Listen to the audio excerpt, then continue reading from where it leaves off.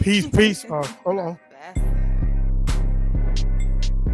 That's the 1 2 1 2 1 2. That's the 1 2 1 2 1 2. That's the one.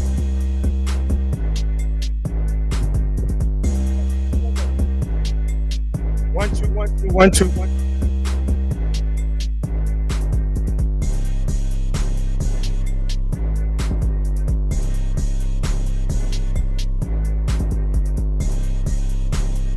1 2 1 2.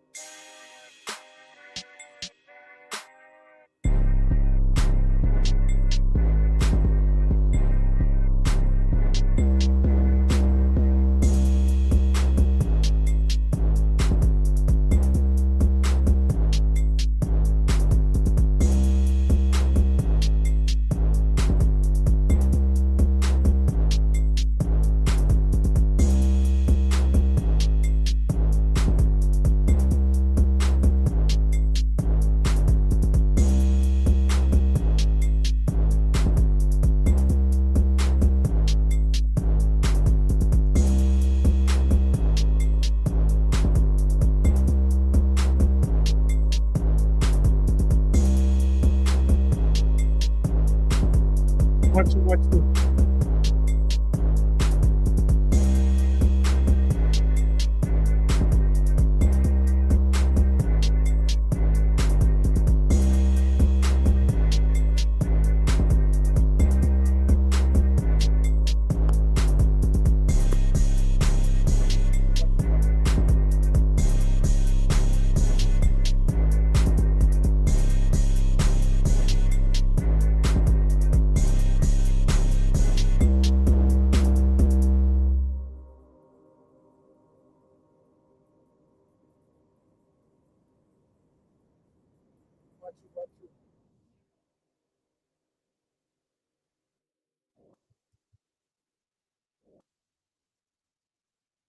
1 2 1 2.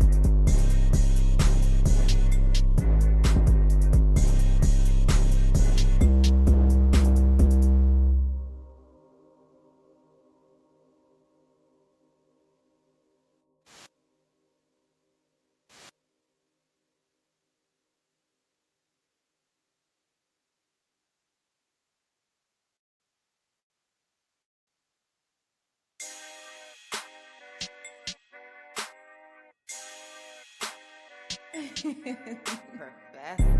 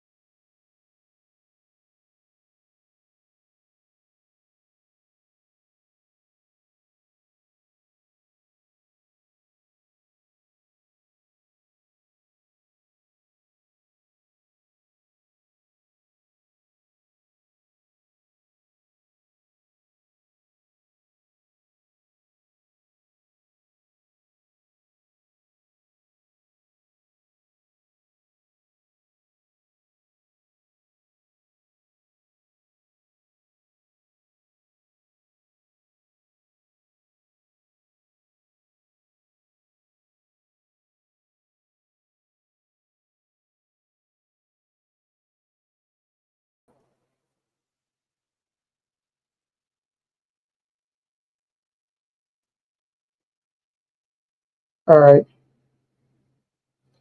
All right, y'all hear me now? Do y'all hear me now? Press one. You hear me now, Shamar?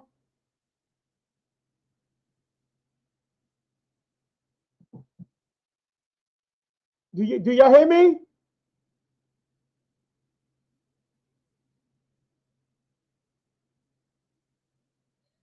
Okay, all praises, all praises. Um, Shalom, shalom, happy Shabbat to Trey Habishin. Sorry about that. My other computer, I got to go back in to do the sound, whatever. I don't know what happened. But anyway, shalom, shalom, happy Shabbat to Trey Habishin, Zayden, Zipporah, Shamar, Bowman, Emery, Latoya, G. Hey, Sister Latoya, you need to talk, please. Please. Earl Smith, all praises to you. And yes, I appreciate it. Listen, let's get into it. Let's get into it. I don't want to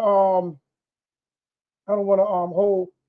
Listen, on last night, I had to um do that lesson. I really did, because when we talking about a house, we're talking about a house that we have. Yes, it's not showing me. Yeah. So when we talking about a house, we have to talk about a house. And my house is pretty much, I know y'all don't see me because it's on another computer and it's gonna show my emoji. So y'all please forgive me. But I had to talk about this because my house is wicked. My personal house is wicked. It's out of order. And I'm the first to even say it. That's why I had to bring this up, because this thing it was dragging my heart so much, and so many years. It was dragging my heart. And I had to pretty much come to an end. I had to put a stop to it. And um um I appreciate the people that help give me the insight, and especially a friend of mine, Sister Latoya. I appreciate her advice as well, because she really gave me some real good advice on steadfastness and et cetera, et cetera, et cetera. We have to come to that point in our life. That's what happened with Job. Job had to come with that position in his life, because even though he was keeping the law, it wasn't good enough. It was not good enough. I'm sorry, it wasn't good enough. And the reason why it wasn't good enough, say what? What happened?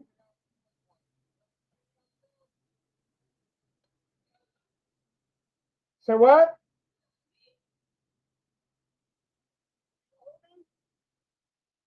Who is this?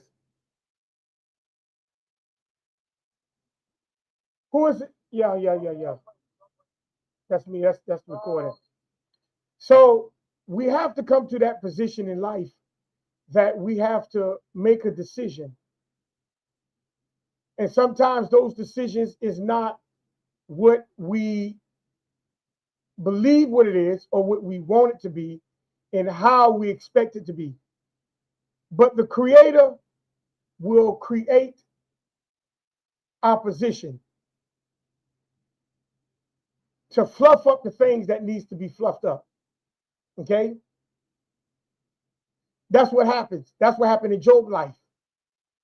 Job was trying to make his house righteous by his life. And sometimes that carried over. It can carry over like what it did with Noah. Noah through Noah's righteousness brought his family out. But not all cases is that way. And when you realize that your house is wicked, it's either you follow the house or you got to get rid of the house. It's just point blank. There's nothing else involved in that.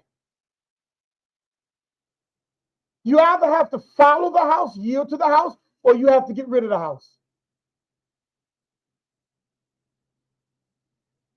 Because your salvation, you living righteous, is depending on your decision. And a lot of times, your decision might not be a long decision to make. So when the creator shows you something, you have to sometimes move on that thing rapid.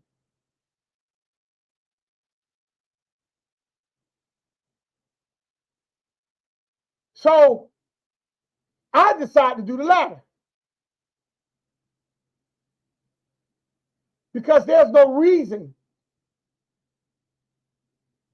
when you're not getting back to the Shabbat, your point is to move towards the Shabbat regardless. That's why Joshua said, as for me and my house, we will serve the Creator. And if nobody in your house is trying to serve the Creator, you need to let that house go.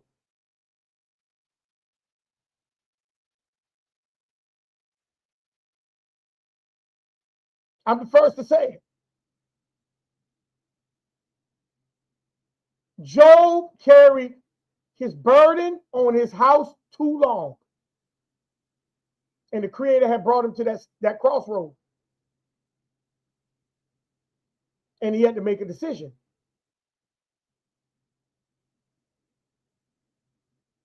The same when it came to Noah, he saved his family. But his family had to stay within the binding of that will of Noah. Job's family didn't do that. They was out of the will of Job. The reason why Noah saved his 3 sons, their wives, and his wife is because they abided under Noah's righteousness. When Miriam was cursed, why was she cursed? Because she spoke against the house. And the only one who can bring that curse back from her was Moses, who was the head of the house. Now, if Moses was wicked, then the wife has the power to do that. She can move Moses out of the way and undo what Moses did. We've seen that through Abigail when it came with King David. Abraham saved Lot. He saved Lot. How did that bounce? When Lot got out, the wife, she was in her feelings. She looked back, turned into a pillar of salt.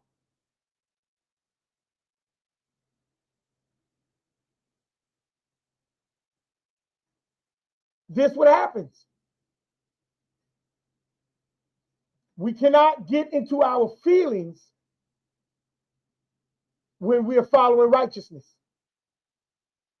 Abraham saved his household by circumcision, following the covenant that the Creator gave him.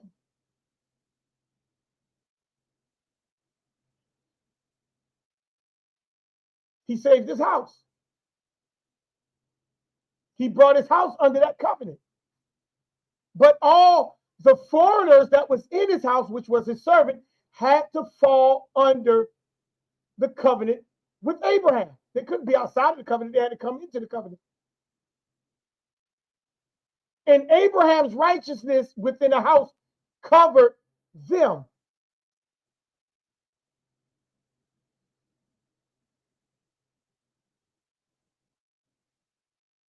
Your righteousness only covers your house when your house come under your righteousness. If your house don't come under your righteousness, then your house cannot be saved by the law that you follow. They cannot be saved by the law that you follow. That's where the separation comes. That's why when David sinned, the sword never left David's house. His house was always under judgment.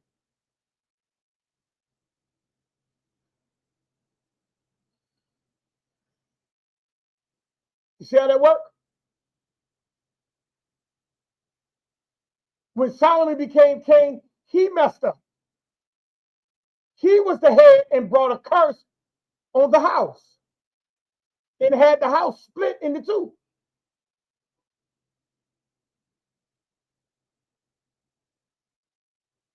See, the head cannot be wicked and talking about the house going to be blessed. That's not how that works.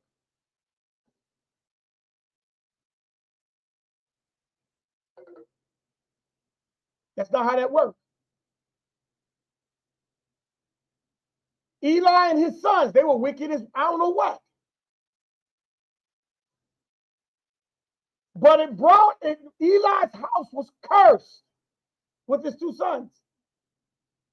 Samuel's two sons brought a curse on the house, which caused the elders to do the opposite of what was already told of them. They wanted a king like every other nation because they say your two sons are wicked. We don't want that. We want something that we think is better. You curse the house. You curse the house.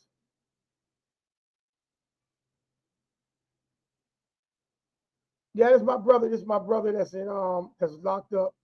He said it's my first time tuning in. He said, "Can you bring me up to speed?" Yeah, we talking about the house. Your salvation comes according to your house that you're connected to. That's where your salvation is. If I'm connected to a house that's wicked, then your salvation will be wickedness.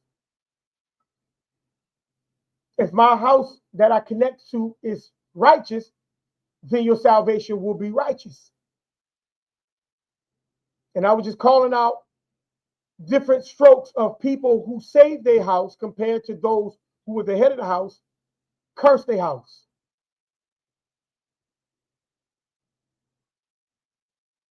Everything goes according to the house. That's why the male and the female plays their pivot role together. And if the pivot roles are not together, then your house will be cursed. My brother say just because your house is out of order, does that make it wicked? Yes. Either your house is in order according to the Sabbath, or your house is out of order according to chaos. Because remember, the Creator rested on the seventh. That's his day. He set apart that day away from day 1 through 6. Day 7 doesn't sit in time. The Creator sat back and watched everything operates in order, operates according to the purpose of itself. And he said it was very good because everything identified specifically of itself. So once when everything identifies of itself, it moves according to the purpose of itself. And when it moves according to the purpose of itself, the Creator can sit back and watch it because it's going to function the way he created it. So once when he realized what he created is functioning according to the purpose and the purpose of it, of why it was designed that way, you got the Sabbath, everything running according to order. But the moment man went and changed the idea of it according to feelings, now you have chaos. The Sabbath is no more according to that which is out of order. Because the Creator is still in the Sabbath. That's why he said, I'm going to declare the end from the beginning.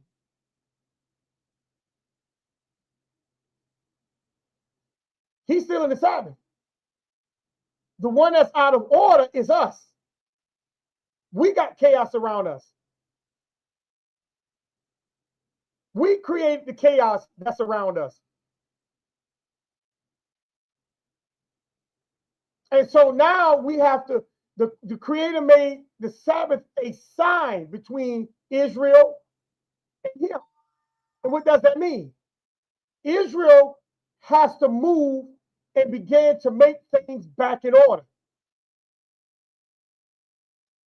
to show the Creator that they are trying to build back towards the Sabbath. That's what the laws were given for. It was to govern your movement so as that thing can move back in order according to the purpose it was created to move. But when we move outside of that, you got chaos. You have chaos. And so that's why I brought up the houses of those that were in order, they saved their house.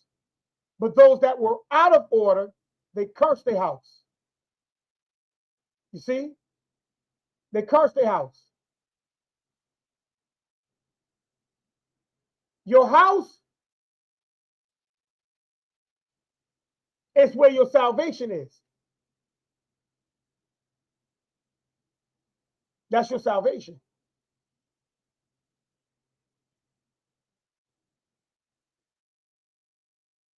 And if your house is wicked, if it's out of order, it's wickedness.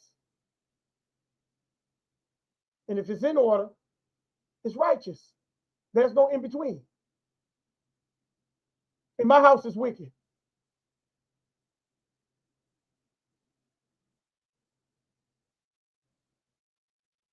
And I know a lot of people say, oh, no. My house is wicked.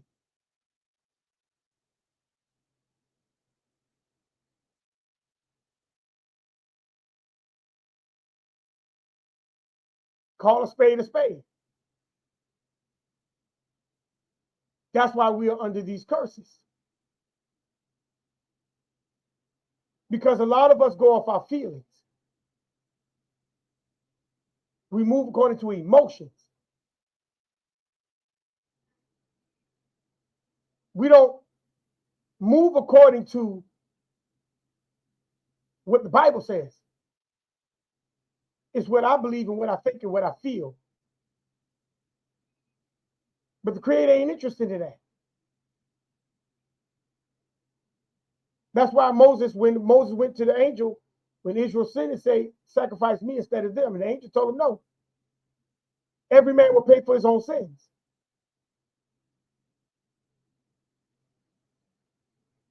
So when we realize that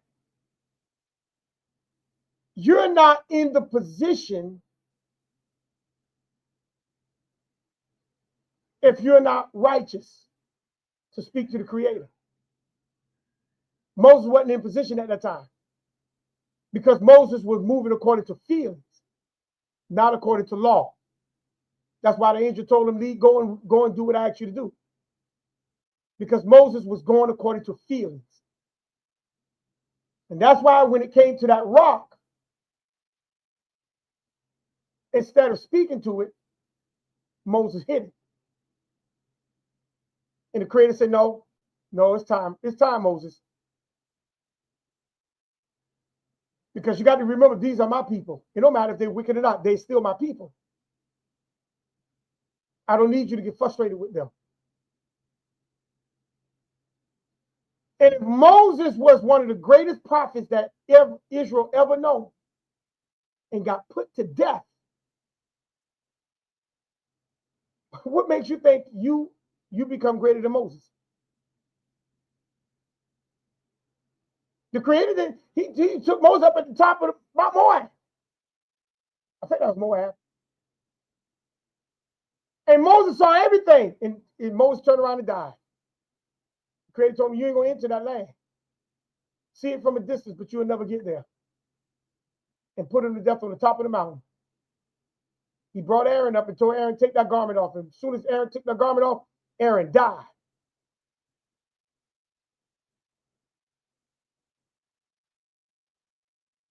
Earl said, what constitutes your house as wicked? When you don't follow the law. In fact, let me grab you some scriptures. Give me 1 second.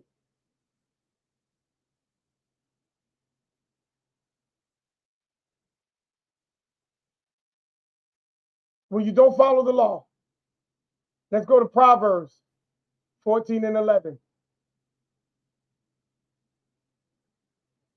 Proverbs 14, I'm going to start at verse 10. The heart, Proverbs 14, 10 and 11. The heart knows its own bitterness. There you go. The heart knows its own bitterness. Your mind knows the messed up part or the funky part that's in you. Your mind knows that. You can't play tricks on you. Your mind can't play tricks on you itself. But the heart, meaning the mind, knows its own bitterness. And no stranger shares in its joy. See, no stranger can come and share in your bitterness. That's something you got to deal with. But watch this. The house of the wicked will be destroyed, but the tent of the upright will flourish. What is the house of the wicked? Those who are not following the law. That's the house of the wicked. Those who are not following the law.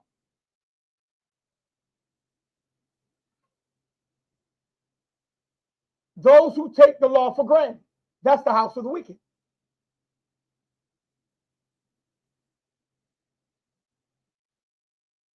See? Psalms 37, 9 through 11. Psalms 37, 9 through 11. For the evildoers will be cut off. For the evildoers. What makes a person evil? When they go against their purpose. That's evil.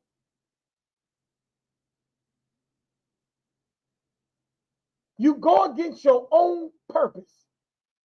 When you go against your own purpose, that's what creates chaos. It creates chaos within self, and then it pushes out around you. The evildoer will be cut off, but those who hope in the Creator will inherit the land. You will never be able to inherit anything that the Creator purposed you unless you are in line with what He has intended for you to follow, which is the law.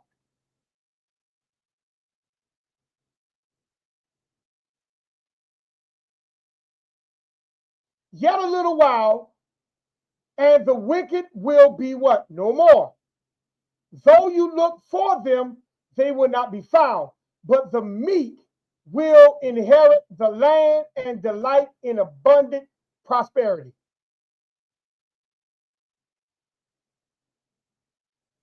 Because the wicked cannot sustain itself,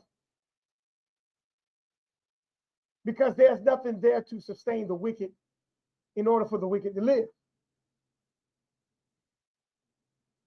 That's what makes a house wicked. Those that dwells there don't follow the law, or they take the law for granted.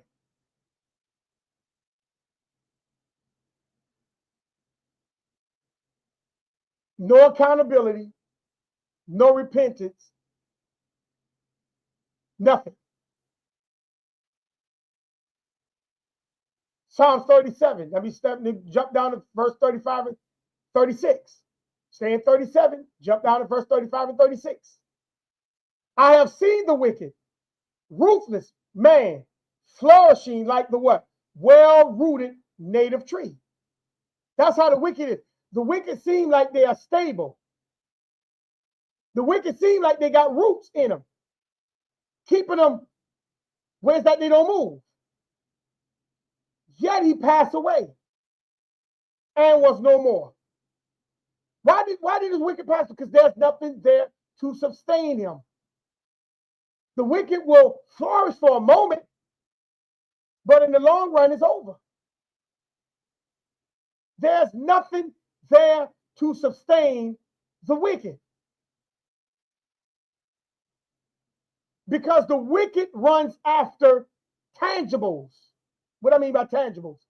Is it wrong to have tangibles? No, it's not wrong to have a tangible. But they make the tangibles their everything. They live according to the system. They move according to the system. They operate according to the system. They think according to the system. They feel according to the system.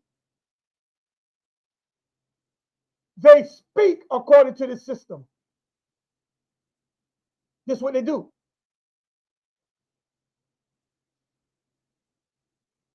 Because they are wicked.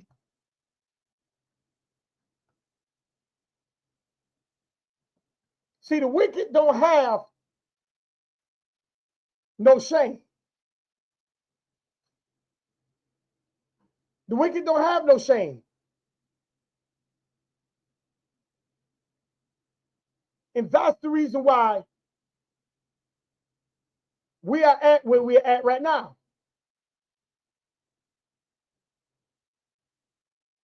Because a lot of us, including myself, we moved like Job. We saw the wickedness in the house. And we overlooked it.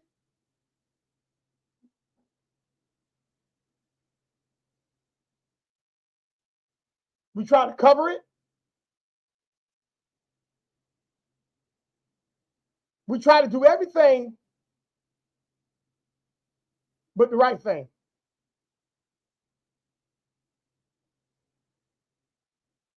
Moses warned us about that.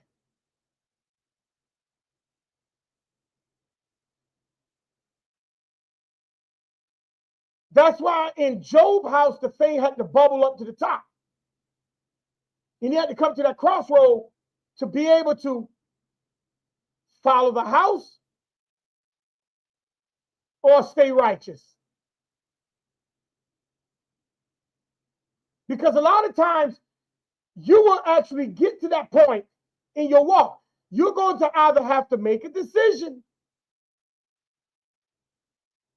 to follow the Creator and let a lot of that other stuff go, or you just follow the stuff that you've been following and die with it, because everything around Job died. Everything around Job died, including his wife, died. His friends accused him. They just came around to be nosy. But Job can't blame that on anybody but himself, because he allowed a lot of these things to fester. And then it came to a decision that he had to make. Sister Latoya said in Hosea 5:15, I will go and return to my what place till they acknowledge their what? Offenses, and seek my face. In their affliction, they will seek me early. The Creator is not bothered by anything until you acknowledge what you ignored or what you have been choosing to follow. That's part of your affliction. Job was being afflicted because of his, how you say it?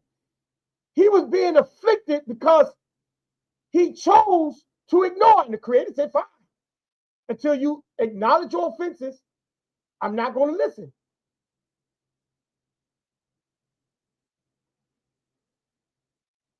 Yeah, he was keeping the law. Keeping the law don't mean anything if you're not going to take accountability for what you caused. Huh? This is what I think we don't understand.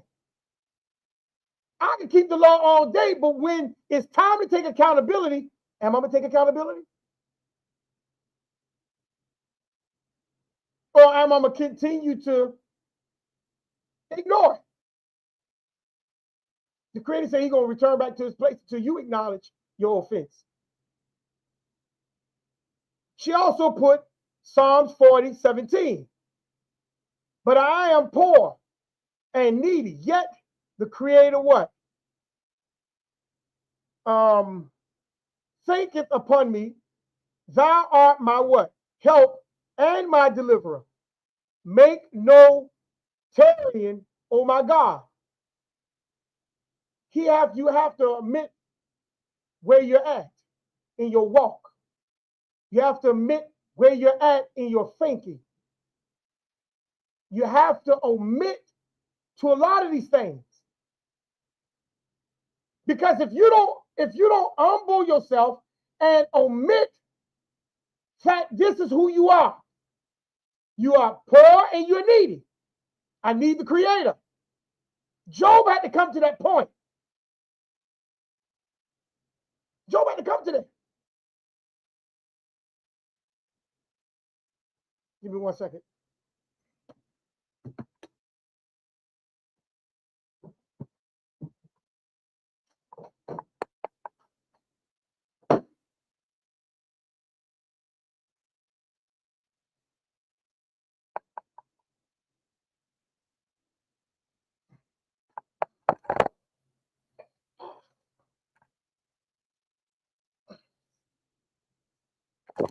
Sorry about that. But Job had to come to that point. Job had to come to that point. He had to realize that he was poor and he was needy. He was afflicted. And guess what? We have to come to that point as well.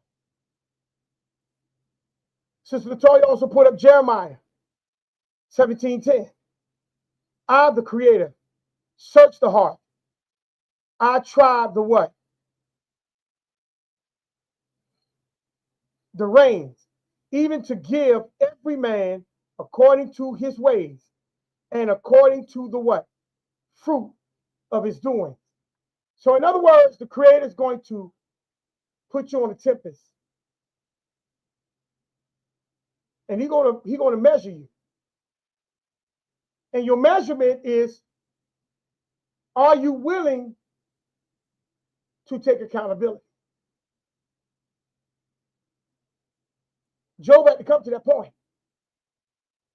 And that's why the Creator asked him, where were you when I created the heavens and the earth and the mountains and the moon and the sun? Where were you? Job had to take an accountability. I have to take an accountability.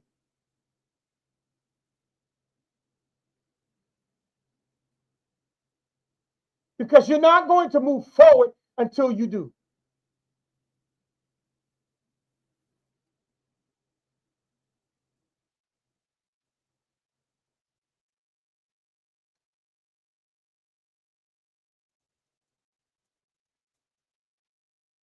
She said, I posted those because the Creator searches the heart in the what? Case of any affliction, do you see him as what? Being your salvation and guidance. If so, it means you're humble, poor, and needy. If you seek any other guidance, it's considered being haughty. And that's true. And that's the reason why the Creator told Israel, the Sabbath is going to be a sign between me and you. Because when Israel was in the wilderness, they messed up the Sabbath by making a golden calf. And many other things that happened while it was in the wilderness. Israel became haughty. They was not humble. Job had to come to humbleness so as that he could take accountability.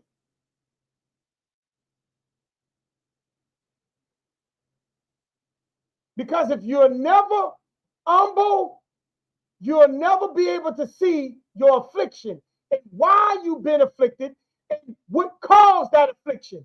You'll never realize that.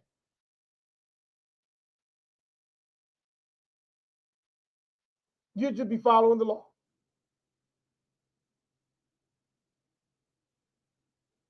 I'm keeping the Sabbath. I got the feast days. I ain't eating pork. Okay, you're doing all that, but are you willing and ready to take accountability?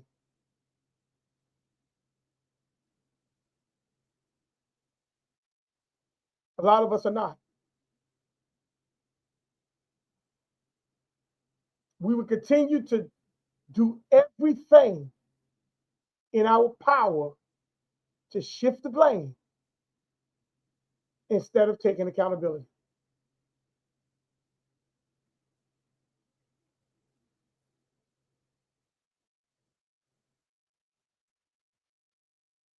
And that's why I had to bring that lesson.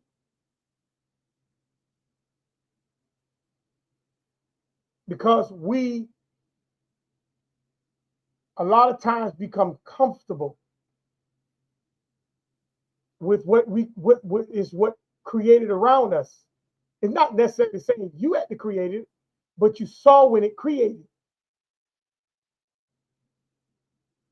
And we became comfortable because of who is the creating, who's doing the creating, who's in the creation. We become comfortable with that.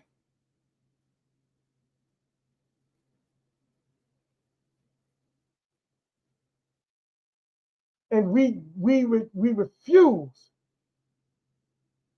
to acknowledge I messed up.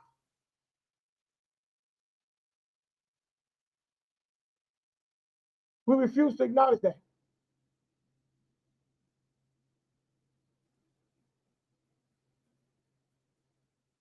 We refuse.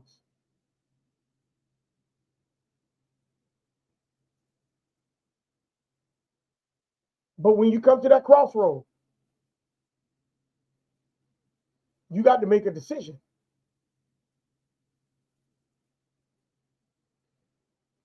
You have to make that decision. I have to make that decision. Because that door of decision may not stay open.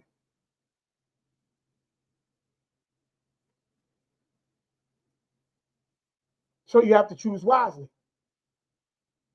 Sister Latoya also put Psalms 78:22, because they believe not in the Creator and trusted not in his what? Salvation. We refuse to accept and acknowledge the salvation that the Creator gave us and how our salvation is to be obtained. Because we refuse to acknowledge that,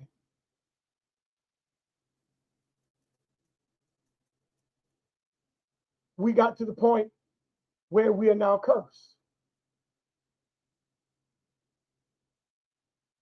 And a lot of times we blame it on other people, but no, you curse yourself.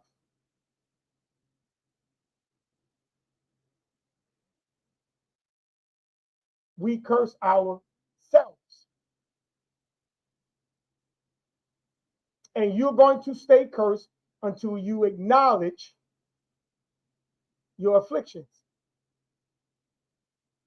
And some of us become comfortable with the affliction.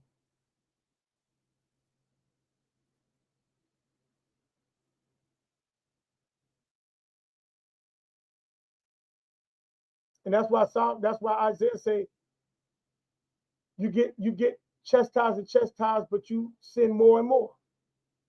Because you don't become comfortable with the affliction. Sister Latoya put up Proverbs 3:6. In all thy ways acknowledge him, and he shall what? Direct thy path. If anything,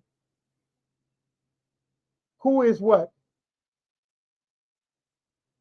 Directing a person path, the personal path, then they don't see the Creator as being their salvation. And that's true.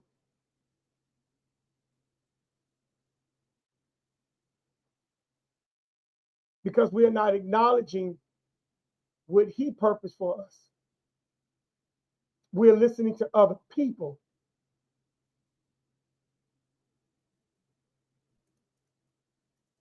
we're following the system. The creator becomes the last thing that we follow and that we acknowledge.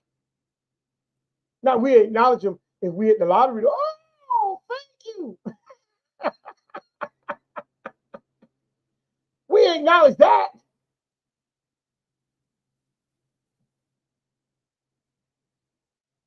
But we won't acknowledge the creator for just being the creator. She put up Psalms 10:4. The wicked, through the pride of his what? Countenance, will not seek after the creator. God is not in all his thoughts. And that's true. The wicked will not seek after the creator because they already have what they're seeking after. They already have what they're seeking after.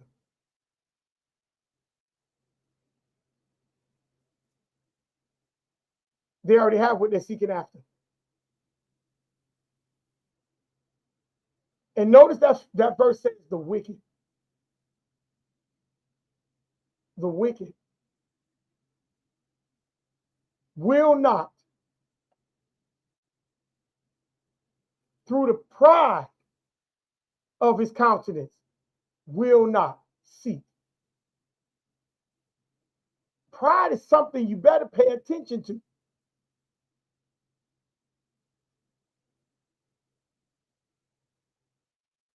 Because the Bible says pride comes before what? Great fall. So the pride is what caused people not to seek. So if you ain't seeking the creator because of your pride, then tell me what you're seeking. She put up Psalms 10:5. His ways are always grievous. You see that? His ways are grievous. Meaning it's always trouble. It's always trouble. You know why it's trouble? Because his pride teaches him and chooses him not to seek. Which caused his what? His ways to be grievous. Thy judgments are what? For above out of his sight. As for his what? Enemies, he pulleth at them.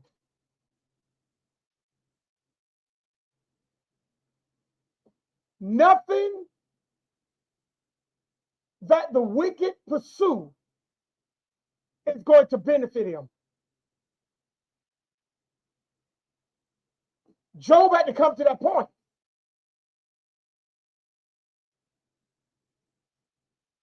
Because when Job started losing everything, Job had to realize this thing is grievous.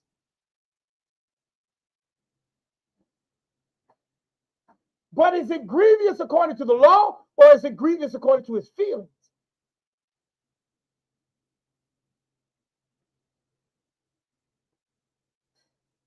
And this is the point where we are at.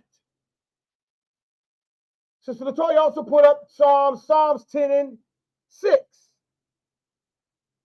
He has said in his what? Heart, his mind, I shall not be what? Moved. For I shall what? Renew. I shall be in adversity. They refuse to acknowledge they are being afflicted and something needs to change. But that's the pride. That's the pride.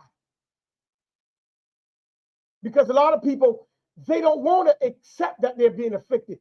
They will hide that thing under pride.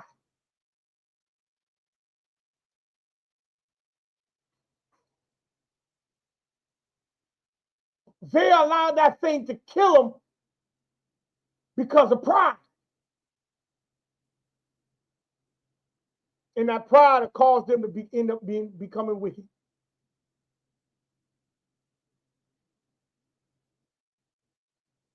That's why we in the point where we're at now. Can I get a water, please?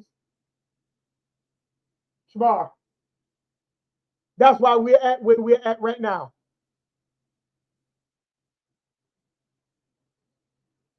Shamar. That's why we're at where we're at now. Because we refuse to acknowledge that we're being afflicted.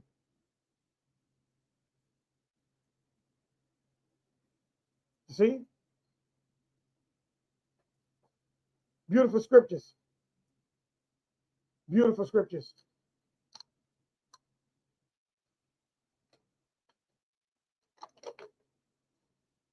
We have to take accountability.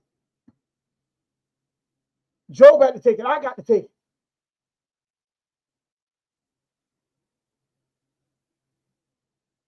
And if we don't take it, then tell me, what are we hiding? What are we concealing?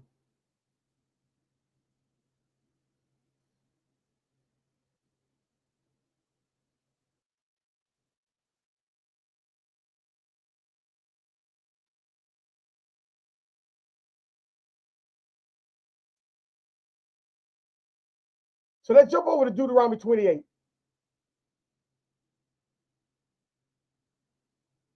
Because Job had to realize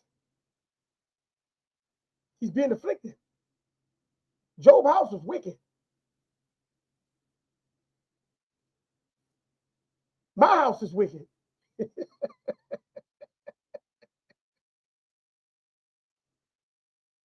You see?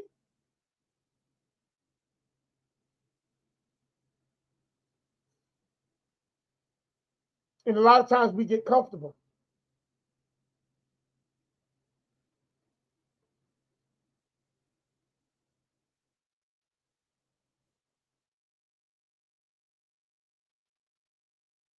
And a lot of times when things go too far, you can't put it back in the genie. You can't put the genie back in the bottle.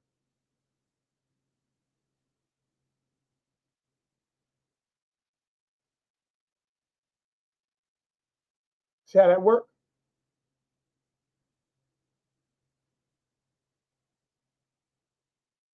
And that's why Moses warned Israel. He warned them. Because if you don't listen, then you're giving somebody the power over. And now tell me what happens to your house.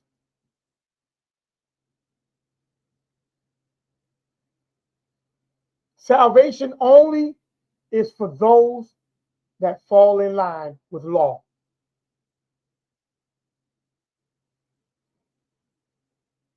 Suffering, affliction, being poor and needy is for those that is outside of the law.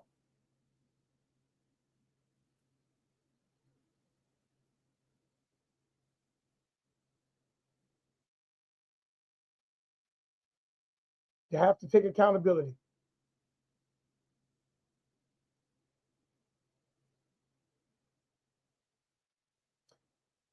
So let's pick up Deuteronomy 28, verse 23.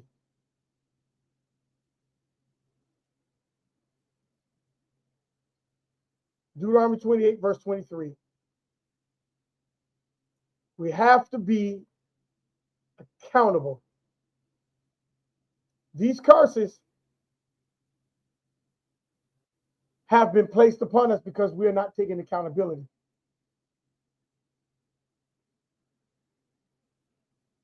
That's why Job's wife say, "Where's your integrity at now?"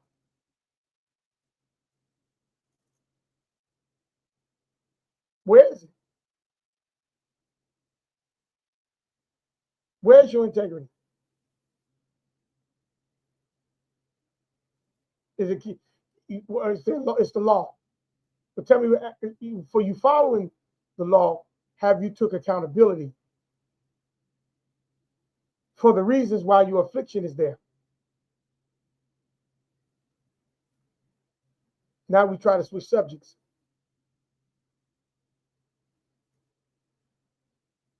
Sad at work?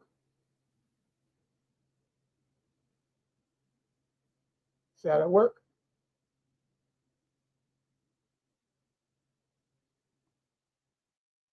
So verse 23, it says what?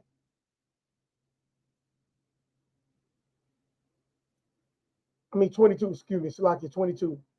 The Creator will strike you with consumption. We talked about that. With fever, we talked about that. And with inflammation, we talked about that. With severe burning, fever. You see? With the sword, scorching, and with mildew, they will pursue you until you perish. Now, family, let's look at the word severe burning. That severe burning simply means extreme burning. What is that severe burning is? What is that?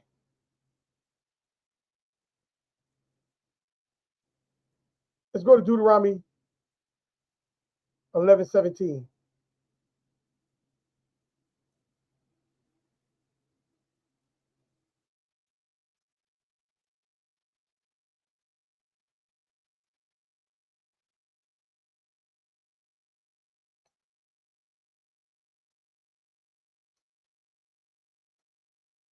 Deuteronomy 11:17.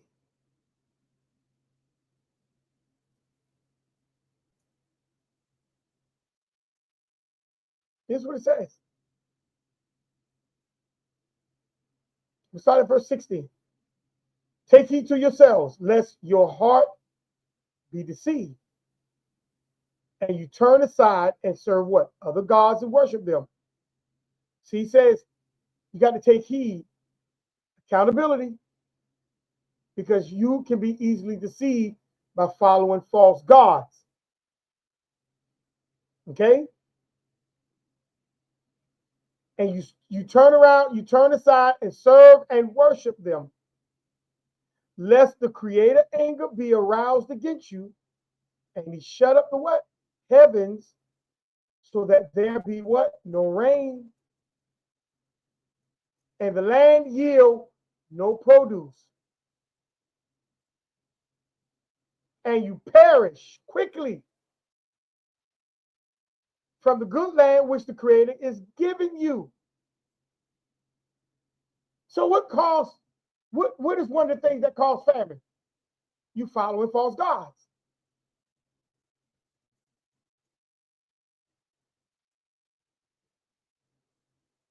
And we wonder why our land is leaving, why we don't have land today.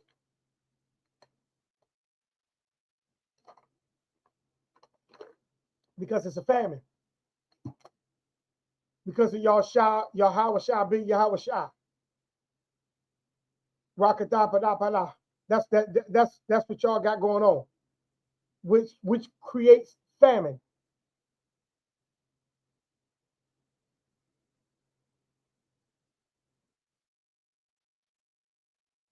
This caused the famine.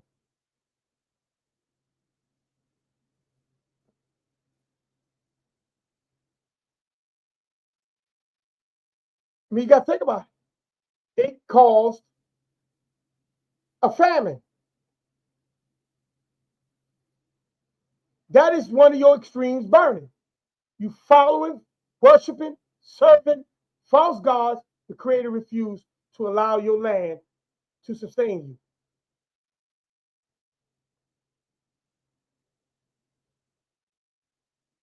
And you're going to perish.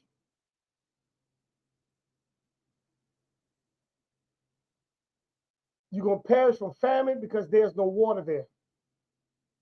No rain. It's just dry.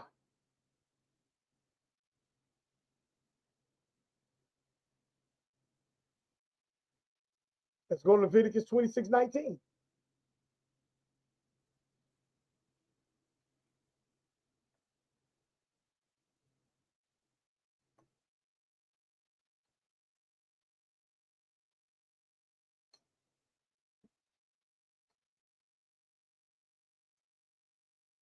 You're just perishing because you follow false gods.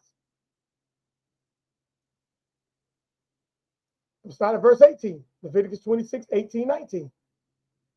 And after this, and after all this, if you do not obey me, then I will punish you 7 times more for your sins. So when Israel did not follow the voice of the Creator, he gave them warning. Israel have to take accountability. But when Israel did not take accountability, it was promised that he will punish them 7 times more.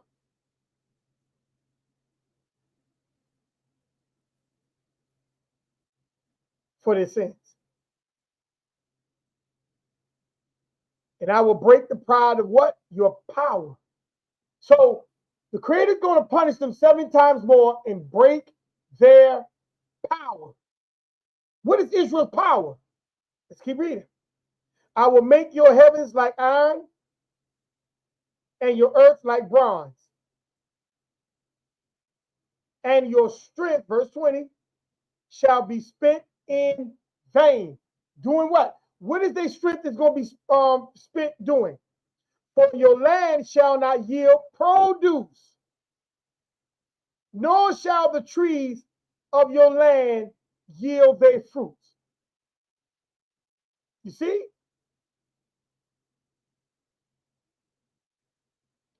You're going to be trying to make things grow, and it's going to be vanity. You might get something here and there, but it's not going to be a lot. It's going to be vanity.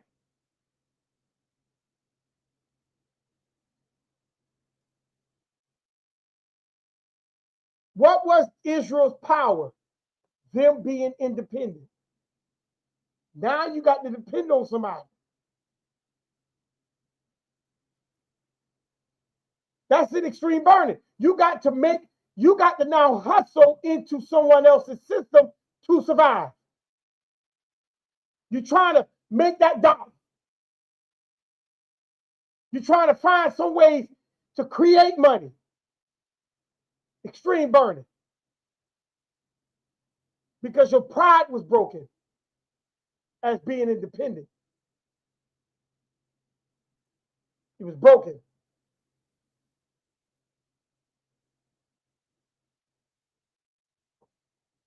First Kings 8:35.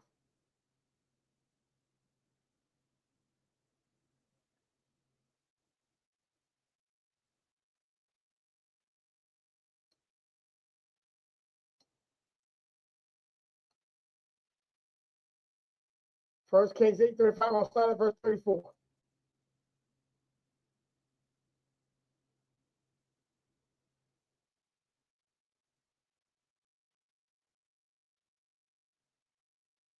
Let me start at verse 33. When your people Israel are defeated before an enemy, because they have what? Sinned against you. And when they turn back to you and confess your name. Those are some of the scriptures that Sister Latoya put up. You got to take accountability. You got to speak and say that you've been afflicted. They got to confess the name. What is the name? The law. And pray and make supplication to you in this temple, then here in heaven, and forgive the sins of your people, Israel, and bring them back to the land which you have gave to their what? Fathers. That's the only way that's going to happen, family, is that you have to confess.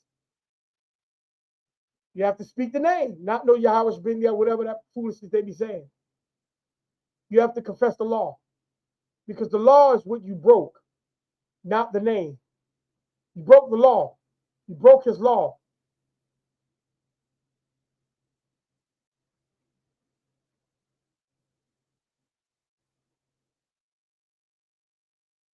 Israel is being addicted to their suffering. But this extreme burning should be their accountability.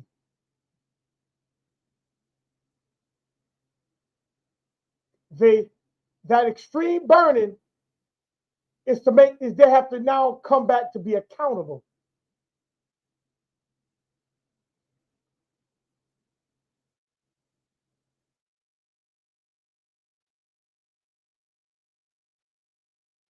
They have to be accountable.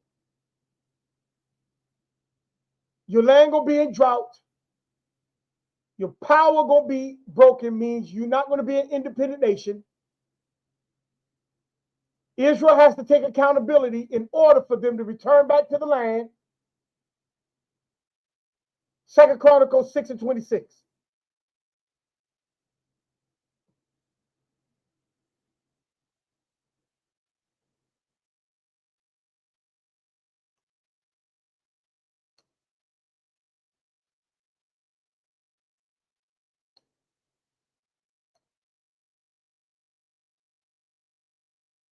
Second Chronicles 6:26.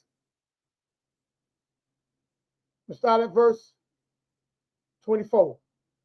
Oh, if your people Israel are defeated before your enemy because they have sinned against thee, and return and confess your name, and pray and make supplication before you in the temple, then hear from heaven and forgive the sins of your people Israel, and bring them back to the land which they have gave to them and their fathers.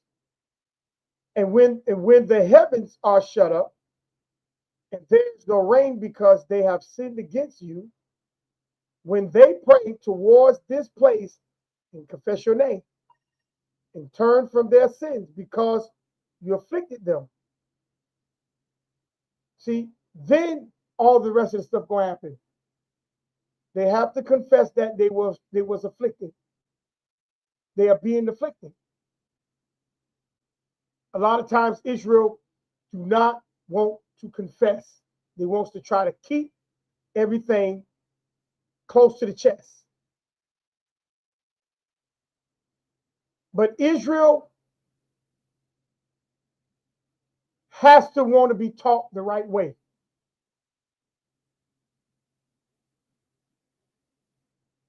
They have to learn to be taught the right way in order to confess the right way.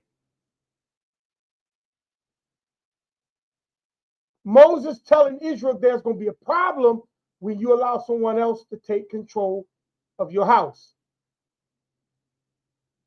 Because you're not going to know how to confess the right way no more. You're not going to know. There's going to be a burning inside of you, extreme burning, to want to do it, but you just ain't going to know how to do it.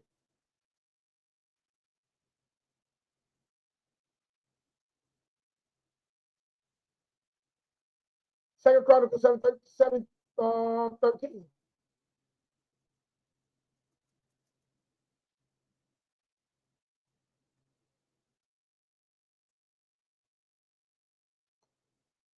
Start at verse 12. There's going to be an extreme burning.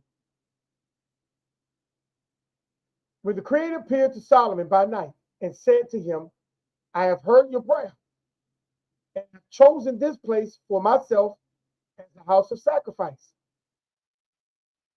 See, the Creator appeared to Solomon by night. And he said, when I shut up the heavens, there's no more rain, or command the locusts to devour the land, or send pestilence among my people. If my people who are called by my name will first have to what? Humble themselves. They have to humble themselves first, because you're going to be punished. When you sin, when the Creator make his presence there and you sin, he said, if my people who are called by my name will humble themselves and pray and humble themselves and start to communicate back with me. That's what praying means, communicate. Seek my face. What other face are Israel seeking?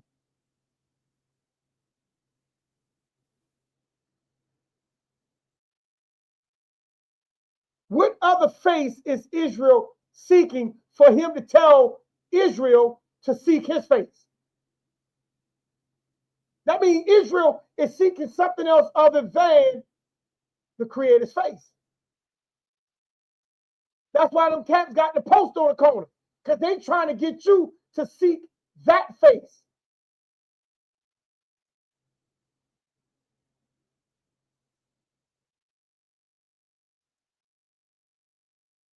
He's telling Israel to seek his face and turn from what?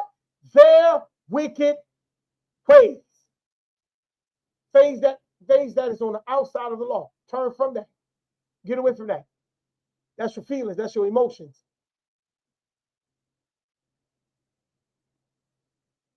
Those are your thoughts. You see? Those are your thoughts. The first point you got to do is humble yourself. You cannot come into the presence of the Creator until you are humble. Humble means taking accountability. As long as we don't take accountability, we are in a famine. And our power of us being an independent nation has been broken.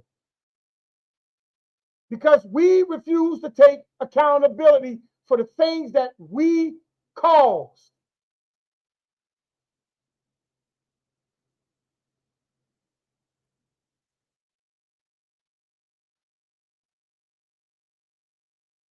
Jeremiah 14.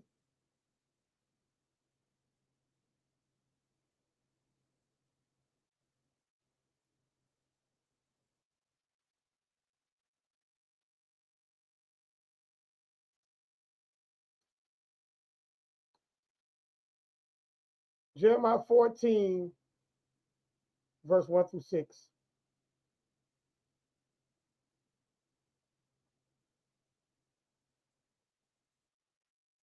It said the word of the Creator came to Jeremiah concerning the drought.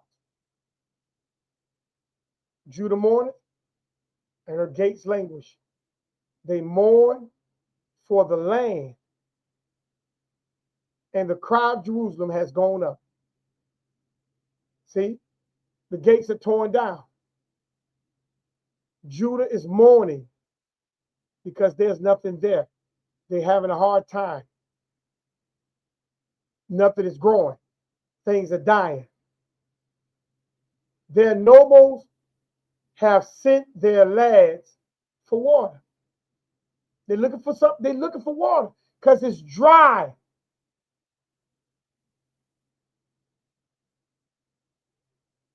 They're going around looking for water because it's a famine.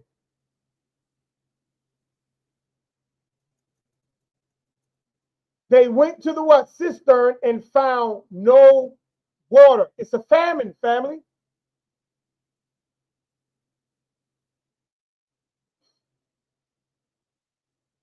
They returned with their what? Vessels empty, and they were ashamed and what? Confounded, and covered their heads, because the ground is parched. For there was no rain in the land. The plowmen were ashamed. They covered their heads. Yes, the deer also gave birth in the field, but left because there was no grass. It's a famine. And the wild donkey stood in the desolate heights. They sniffed at the wind like jackals. Their eyes failed because there was no grass. Things are starving. Things are dehydrated. And things are languishing because why? There's an extreme burning.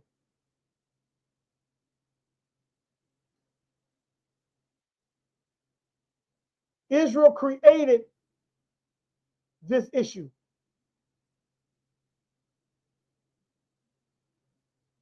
Israel created this issue. A lot of our issues that we are suffering from is because we created it.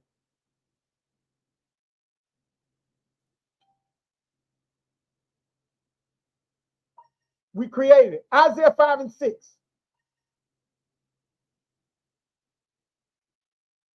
Isaiah 5 and 6.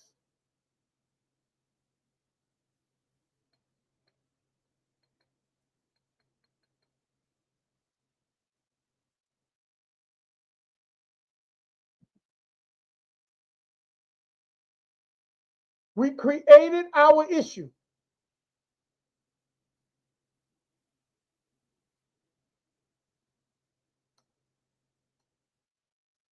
And we think that we're gonna escape our issue that we create.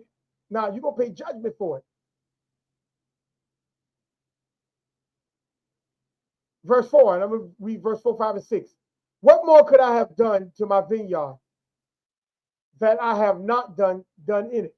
Because the creator planted the vineyard became wild. So he asked him, what more could he have done? That would he have done to it? Why then, when I expect it to bring forth good grapes, did it bring forth wild grapes? And now please let me tell you what I will do to my vineyard. I will take away its hedges, and it shall be burned, and break down its walls, and it shall be trampled down. I will lay it waste, it shall not be pruned or dug. There shall come up briars and thorns. I will command the cloud that they rain no rain on it. He's going to destroy it. Why? It's because you sin. And you don't want to take no accountability for what you caused. Moses is telling Israel, you created this issue. Job had to realize he created his issue in his house.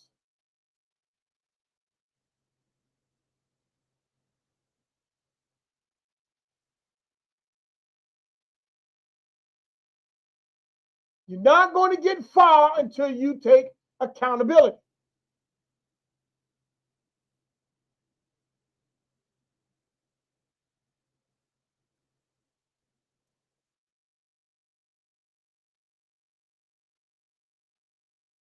I think we went on Proverbs 10 and 2, but I'm going to read it again.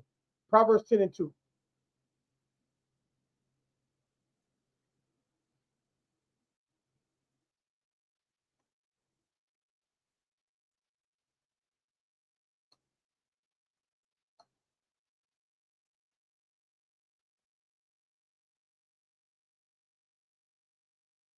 The Proverbs of Solomon. A wise son make a glad father, but a foolish son is a grief of his mother. You see that? And read it again. A wise son makes a glad father. Why? It's because that son is going to reflect the ways of his father. But a foolish son is the grief of his mother. His mother raised him to be like her, not the man, but like her.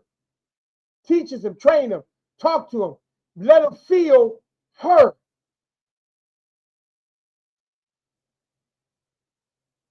So he become a grief.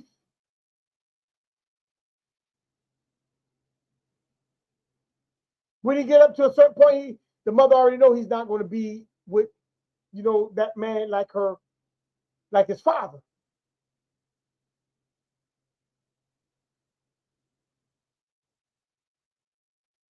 He gonna be like his mother.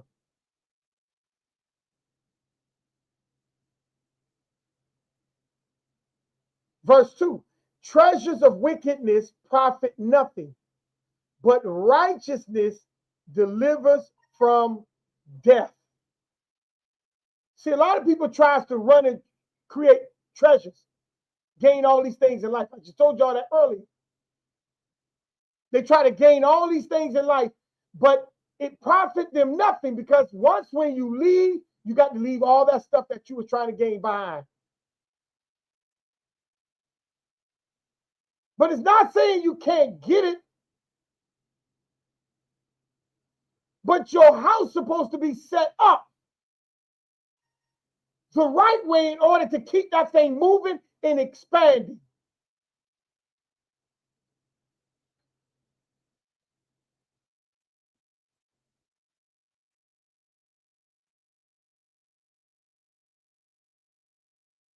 But the wicked treasure profit them nothing. It don't go nowhere. Because they gain all this stuff, and then when they leave it in the hands of those that's behind them, those that behind them is not interested in carrying that thing forward. So they sell it. Or they allow it to languish and become desolate.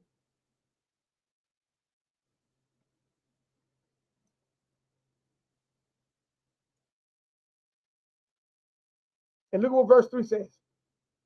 The Creator will not allow the righteous soul to famish.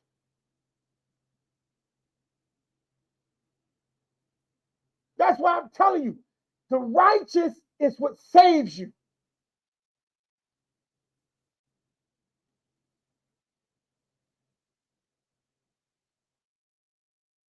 You cannot hurt the righteous. You cannot starve the righteous.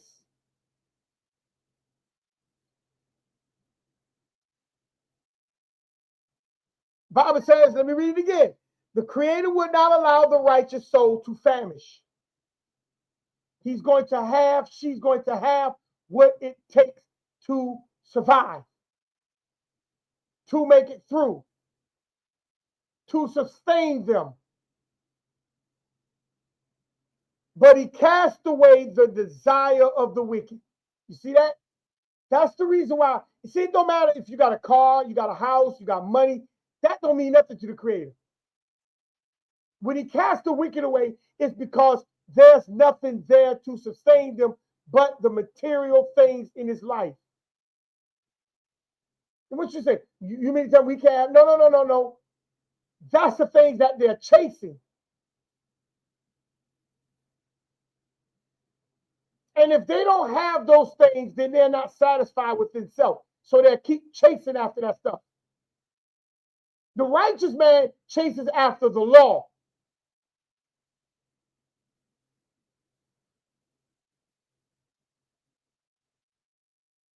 It's not saying that they don't have nothing, but if they don't follow the law and not compile with the law, they're not satisfied. They're chasing to gain that wisdom of the law, that understanding of the law, that knowledge of the law. But the wicked, they chase after the dollar, position, accolades, notoriety. And what the Bible says with the wicked, but he casts away the desires of the wicked.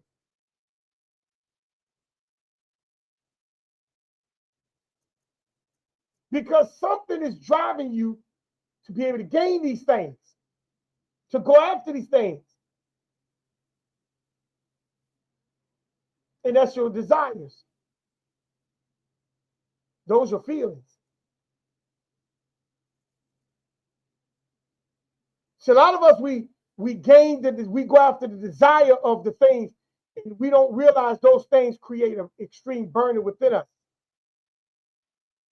Because you know why? Because we don't have enough of it. Once when we get a taste of it, we go after it. More and more and more. And we're chasing after something that don't satisfy. This is what Moses is telling Israel.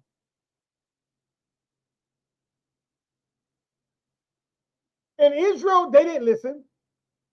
They continue to do what they've been doing. So what is the poor? What is the poor? Let's go to Proverbs 24, 33, and 34.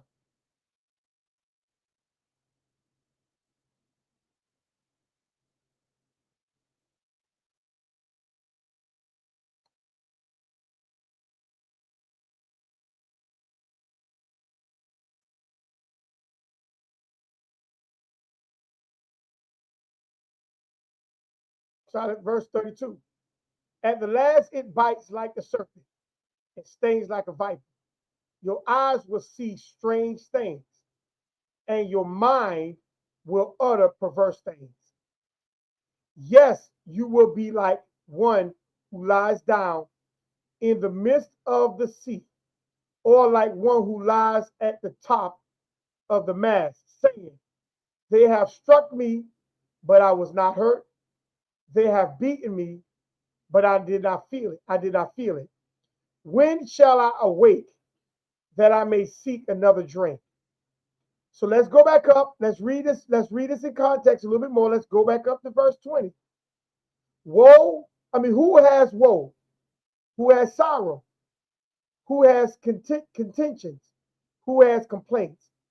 Who has wounds without cause? Who has redness in the eyes? Those who linger long at the wine, those who go in search of a mixed wine. Do not look on the wine when it is red, when it sparkles at the cup, when it swirls around smoothly, and last it bites like a serpent. He's talking about when you drink. See? How many of y'all are in control of your drinking?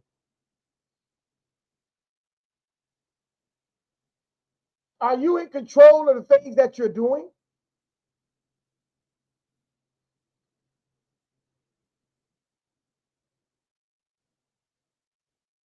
See? Are you in control of it? See, this right here talking about wine, but let's talk about something. Let's talk about it in the broader text.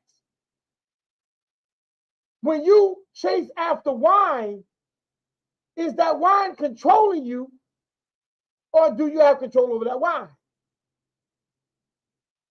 Because when you don't have control over something, it drives you into that moment.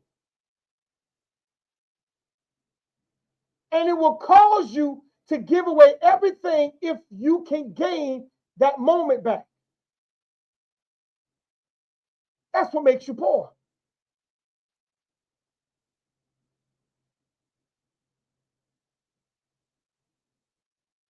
I'm shooting after that moment. But something driving me to be able to go after that moment. And when it's driving me, what am I losing?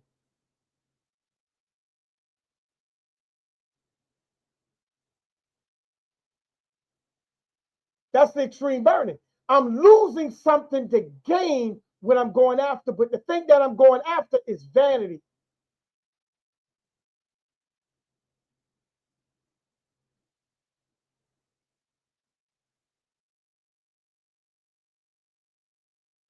And this is what Moses is telling Israel. You're going to be going after things that burns you, drives you to nothing. And some of the things that you're going to be going after is going to be caused by a stimuli.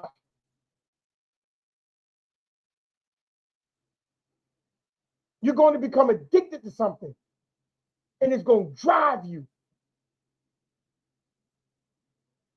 It's going to motivate you, not for the law, but for desires.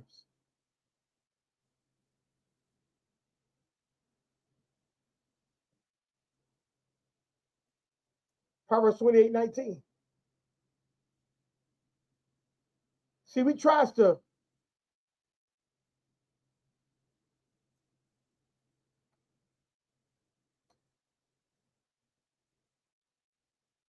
we don't realize how impressive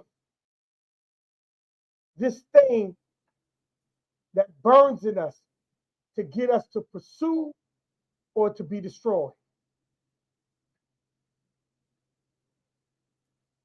We'll start at verse 18. Whoever walks blameless will be saved. See?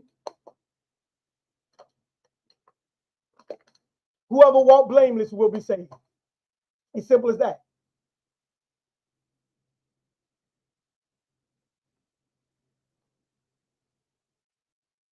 See, it didn't say nothing about seeking no man for salvation. It's telling you right here, whoever walks blameless will be saved. that cuts your yahusha JC out. But he who is what? Perverse in his ways will suddenly fall. Because there's nothing there to sustain it. Notice he said he who is perverse in his ways. Meaning you going after everything that is unnatural, that is grievous, that goes beyond iniquity. You're going to see them suddenly fall. They're going to struggle. They're going to be in a grievous life. They're not going to take accountability. You're going to see them fall. Fall don't necessarily mean death. It's just that they're going to they're going to fall at the bottom, struggling. See, when you're in these curses, you're not going to be blessed until you take accountability. He who tills his land will have plenty of bread, but he who follows frivolity will have poverty enough.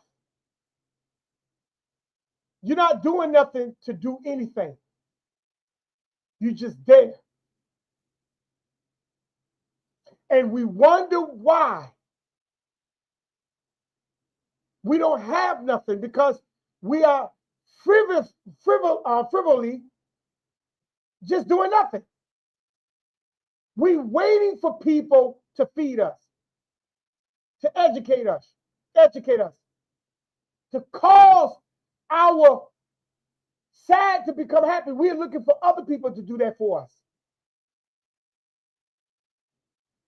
And we wonder why we are in poverty. You wonder why? This is the reason why. Because you're doing nothing to change the outcome that we're in. Even when the Creator bring and put things in your hand, you're using it for yourself. See, Moses is telling Israel, this is the reason why, another reason why we're going to be poor. Because we ain't doing nothing to change the condition. A lot of us would rather sit in the same condition and then blame everybody else for the situation that we continue to sit in without trying to change it ourselves.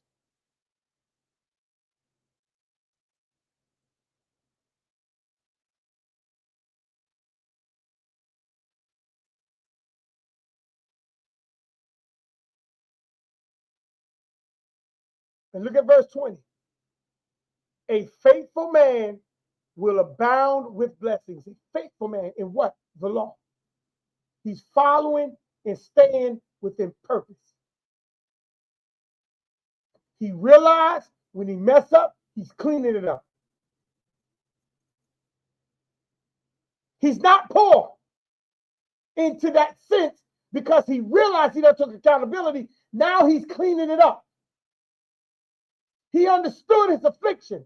Now he's cleaning it up. He's acknowledging what he's done. That's what creates him to be faithful. He's faithful to the purpose that he knew he was created to be in, functioning, moving, thinking, feeling. But look what the next line says.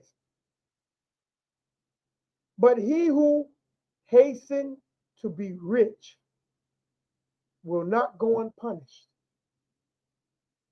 You chasing after vanity.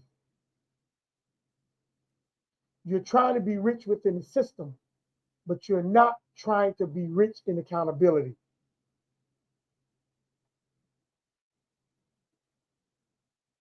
Moses saying this is what's going to create us to be poor. Some of us going to be faithful according to purpose, and many of us going to be faithful according to vanity.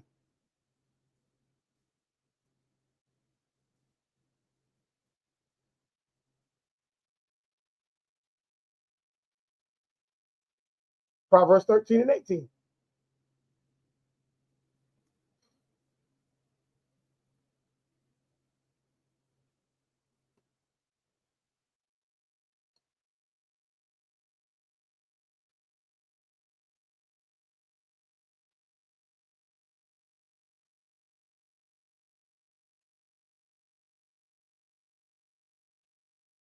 We start at verse 17.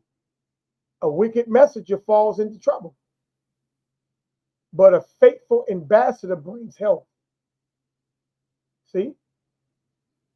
A wicked messenger falls into trouble because they're not going to know how to get out when they get trapped.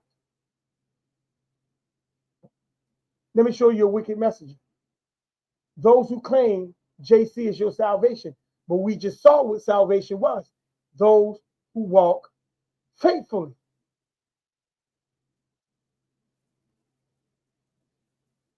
Shall be saved. Faithfully to what? The law. But a wicked messenger, when you bring it to them, show me how a man can take away your sins. He falls into trouble. He don't know how to come out that corner that you done put him in.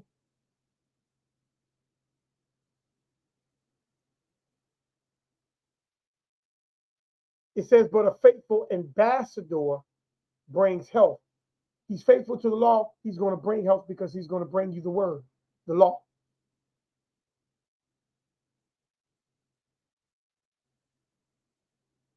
He's going to make sure you stay within the purpose that we were created to be in. But look what verse 18 says. Poverty and shame will what? Come to him who disdain correction. You see what creates poor?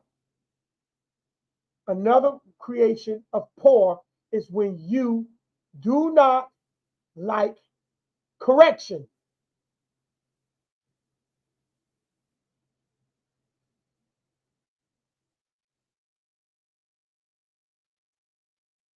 That's just the truth.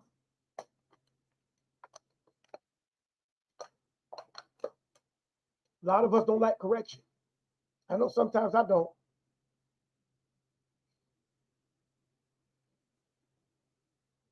But you have to take the correction when the correction comes. Job had to take the correction. When everything bubbled up to the top, Job had to come to that decision in which path he's going to take.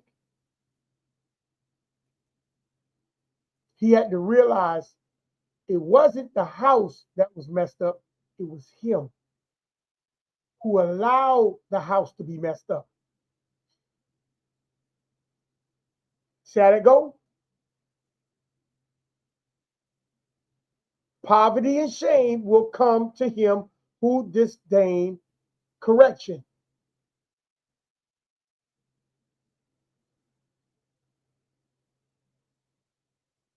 But he who regards a rebuke will be honored. Those who like to be corrected, it's who people gonna trust.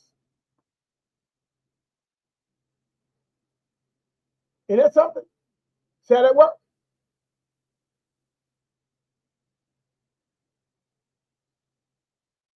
And one more, Proverbs 30 and 8.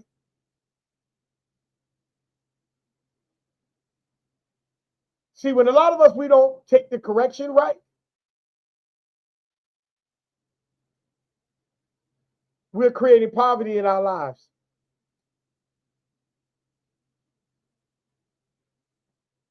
Proverbs 30 and 8. Let me start at verse 2, the second. Two things I request of you.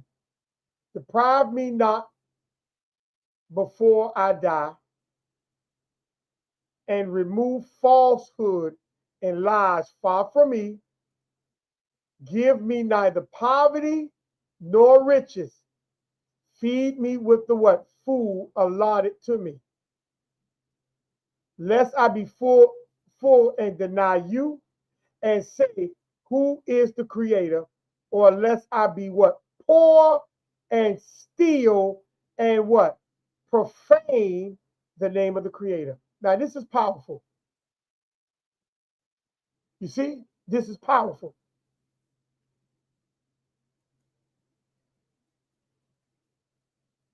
Two things I request of you: deprive me not before I die. You know what that means? Don't lie to me. Tell me the truth. It remind me of when my cousin, who died from breast cancer, when the doctor gave her up, and she called me that night, and she said,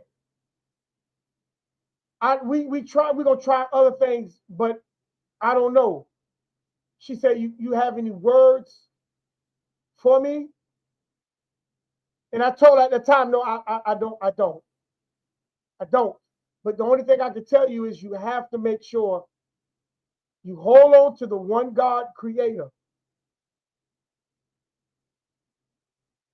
You can't hold on to anything else, because you're getting ready to turn the chapter in your life. And I told her that's all I have. Do not deprive me before I die. Tell me the truth.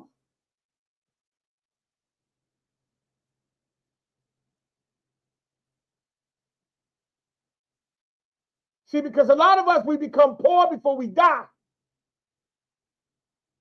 And then guess what happens? Before we die, people tell us lies.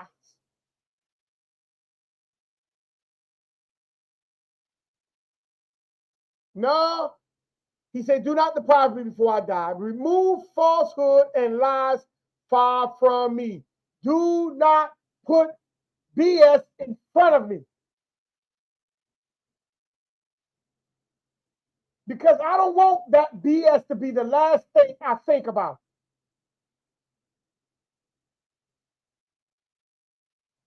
Tell me the truth.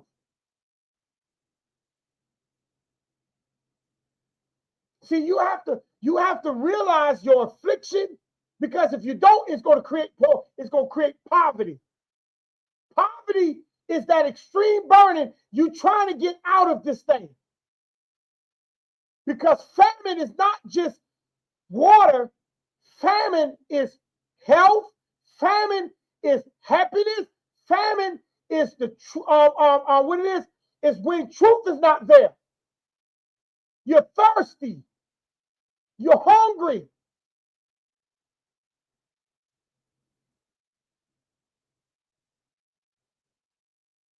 So he says, remove falsehood and lies from me.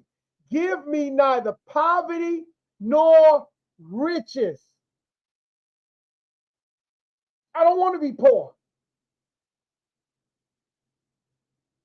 thirsty, afflicted. But I got a car, money, house. I was on a good job. I'm retired. But you still poor.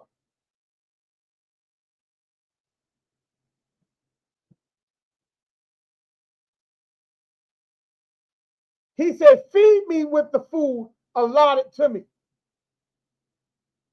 No, that ain't Burger King and McDonald's.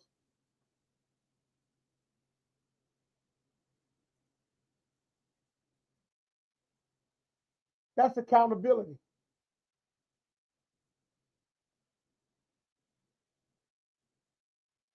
That's the food that was allotted to me. That's repentance.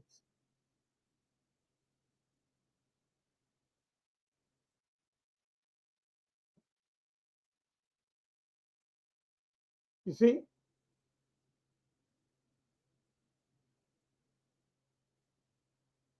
Lest I be full and deny you. Because once when you get lies in you and falsehood, tell me, how do you acknowledge the Creator? How do you do it? They told you came on ships from Africa. Tell me, how do you acknowledge the Creator from that? How do you do it? They told you everything came from out of Africa and then spread out throughout the world. How do you acknowledge the creator from that?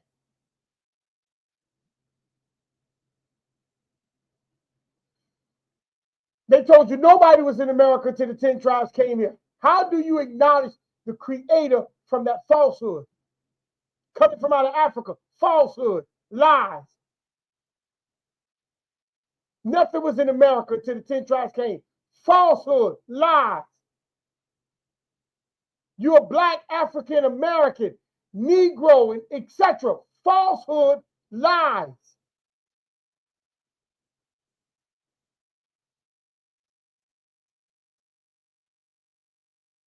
And you be full. You know what? A lot of people is full of lies and falsehood. That's why they don't search. They become comfortable and content. They do not search for the creator because they think what they got is all right. They think it's good. Not knowing that it's falsehood, it's lies. And so when some of these people get ready to die, they are content at where they're at before they die.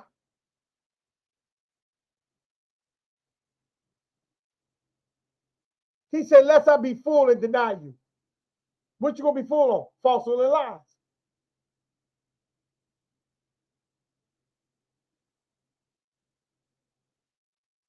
Because you're gonna deny because what it means that you're gonna deny the creator.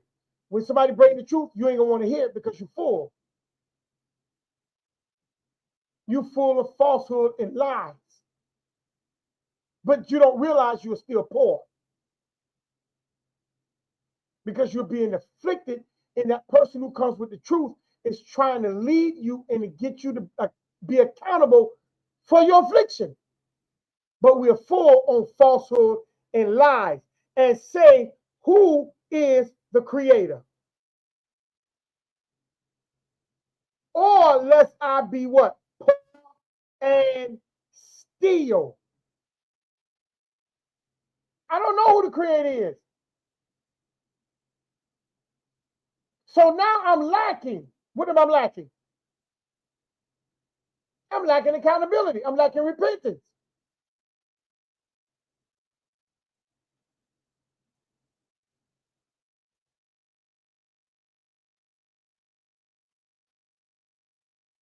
And profane the name of my creator. You see how that works? I'm going to profane his name because I take not accountability.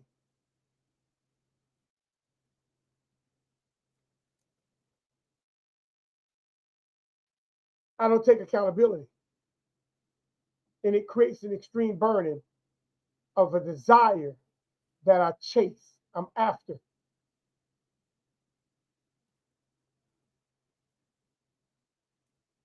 And through those desires is where my punishment lies. He turned his face until we acknowledge our offense.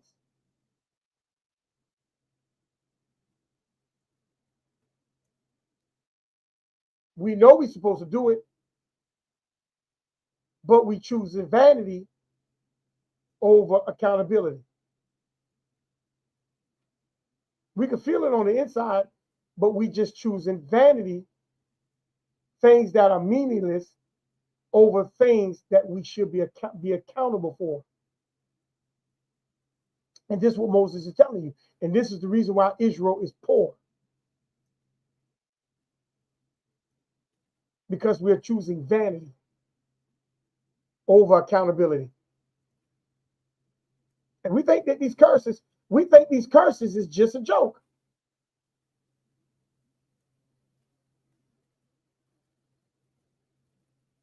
Isaiah 5:11.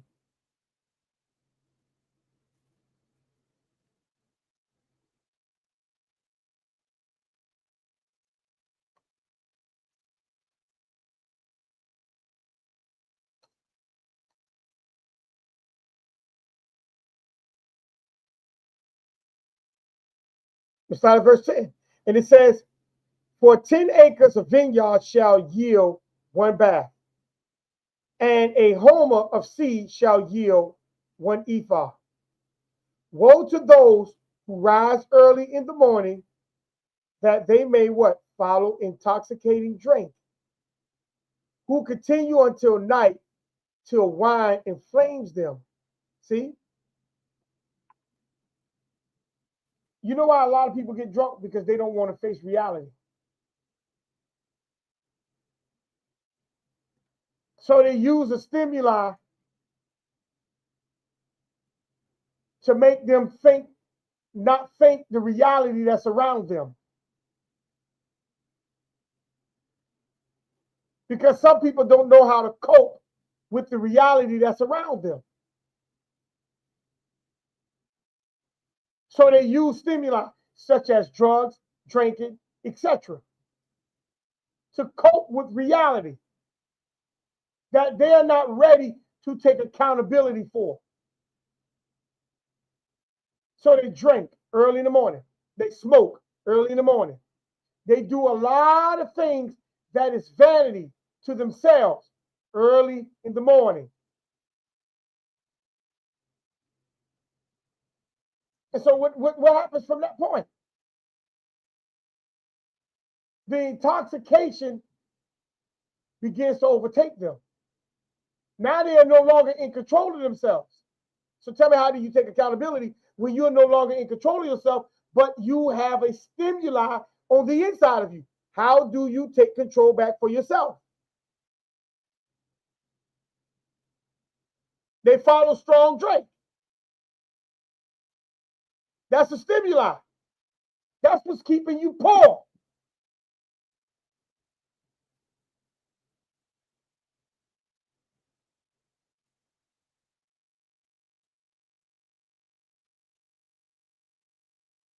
Following or pursuing cause you to have the behavior of recklessness, lack of wisdom, and moral decline. He said, who follow strong drink, who wake up in the morning and follow strong drink. That's pursuing something. That's a behavior. You following something. You see? If I'm following something that creates me to be not in control of myself, that's reckless. That's the lack of wisdom, and that's moral. That's showing that you have moral decline. Israel is chasing a delusion.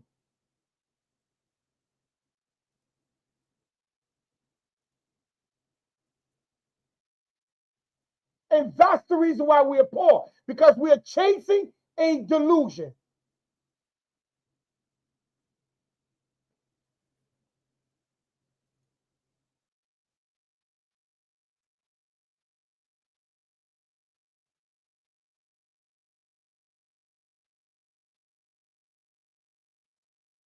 Let's go to Isaiah 29.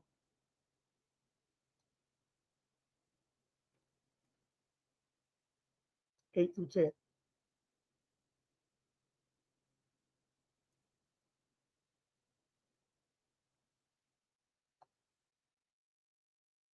Israel is chasing a delusion.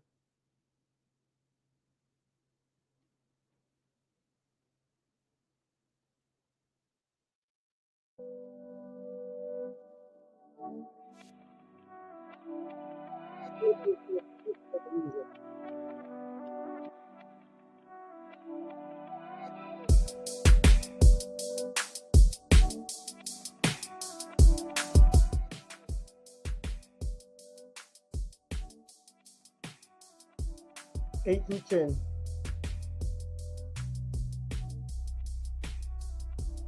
And it shall be as when a hungry man dreams,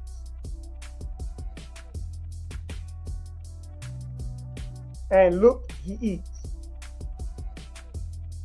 but he awakens and his soul is still empty. You see? Or as when a thirsty man dreams and look, he drinks. But he awakens, and indeed he is faint. He's still thirsty. And his soul still craves. So the multitude of all the nations shall fight against Mount Zion. They're looking for something. All the nations gonna fight against you. But you still craving. What are you craving, family? Tell me, what are you craving for? What are you craving?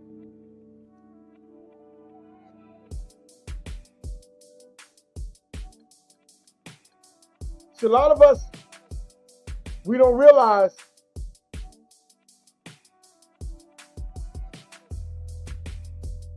that even though we satisfy our flesh, the soul in you is still empty. And this is what Moses is telling Israel. You're going to do a lot of things, but you're not going to be satisfied. Because the power of you has been broken in extreme burning.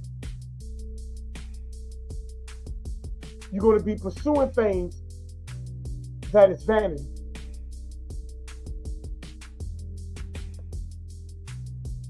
That's what he's saying. The stuff that you're pursuing is not going to mean nothing. It's vanity. Verse 9. Pause and wander. Blind yourself and be blind. They are drunk, but not with wine. They stagger, but not in intoxicating drink. For the Creator has poured out on you the spirit of a deep sleep. And he has closed your eyes, namely the prophets. And he has covered your heads, namely the seers. See, everything is about the top of the house. Because if the top of the house can't give it to you, then who can give it to you?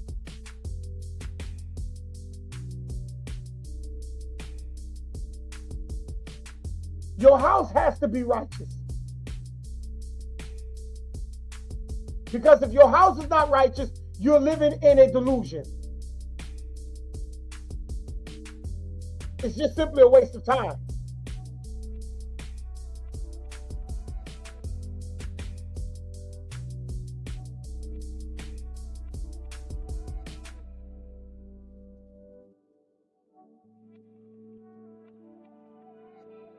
See, everything has to be in order. Unless there's affliction there.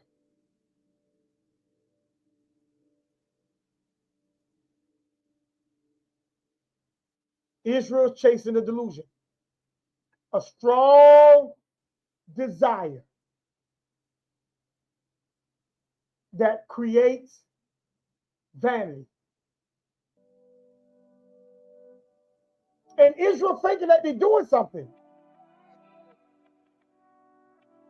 The hair covered, the fringe is on. Israel think they're doing something.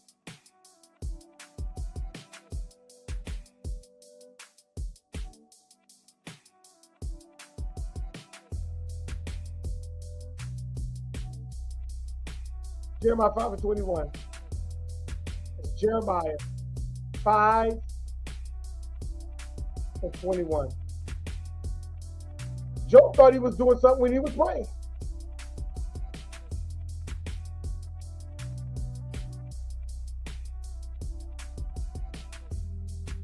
He thought he was doing something. I think my son sinned and cursed God. So he gave his burnt offerings and all this, but his sons were still feasting in their own house and invite the other siblings over to feast, to allow them to feast with them on their day. They didn't care nothing about what Job was doing.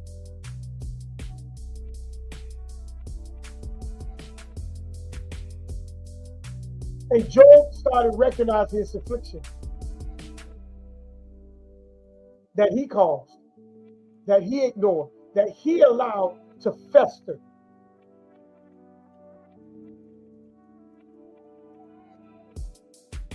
We'll start at verse 20. Declare this in the house of Jacob, and proclaim it in Judah, saying, hear this now, O foolish people, without what? Understanding. See, they're afflicted and they became poor. They don't have no understanding.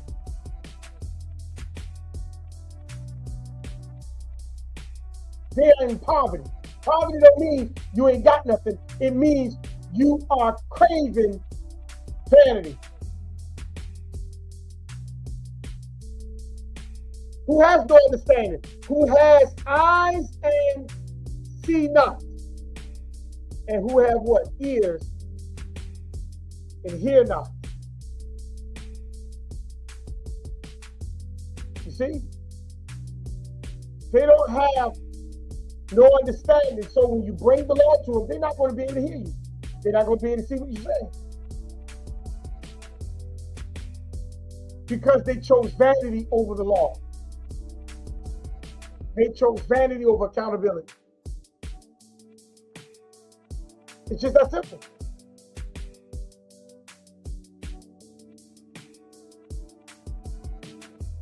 It's just that simple. Ezekiel 12:2. They chose vanity over accountability.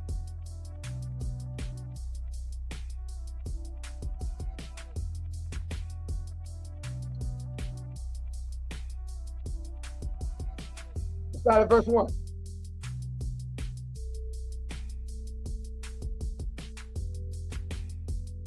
Now the word of the Creator came to me, saying, Son of man, you dwell in the midst of a rebellious house. That's what he's telling Ezekiel. You dwell in the midst of a rebellious house, which has eyes to see, but does not see. See? When you have a rebellious house, that's close to being a witch or a warlock. They have eyes they can see, but they cannot see. And ears to hear, but not hear. For they are a rebellious house. Now, when you are in a rebellious house, tell me, how do the people inside get salvation?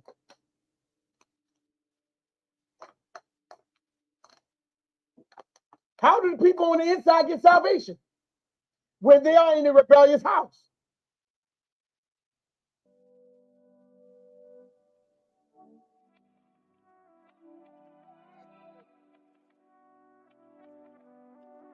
How do you do it? He gave them the blueprint and what they need to do.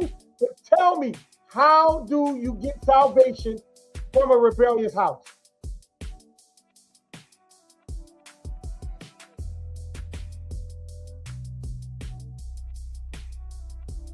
Deuteronomy 29:4. How do you get salvation from a rebellious house?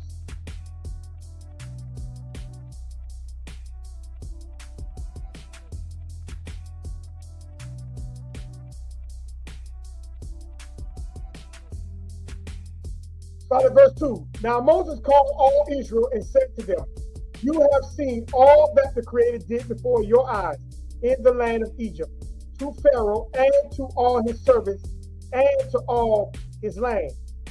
The great trials which your eyes have seen, the signs and those great wonders, yet the Creator has not given you a heart to what?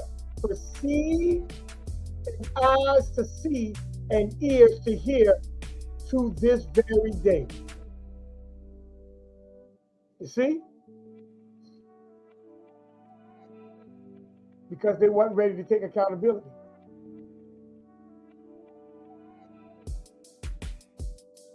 Israel was chasing vanity.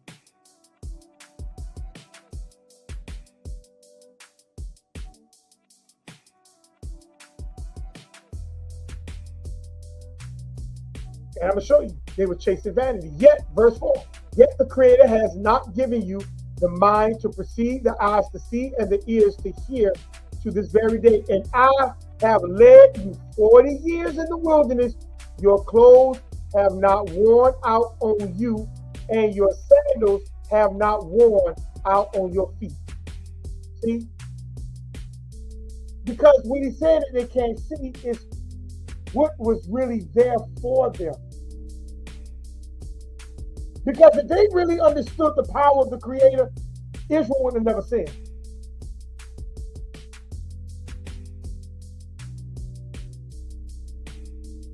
But somehow that burning desire, that extreme burning, is going to drive you.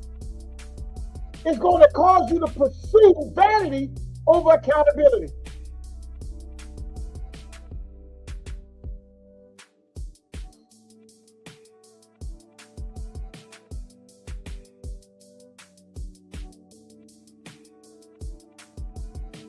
Isaiah 44:18. It's going to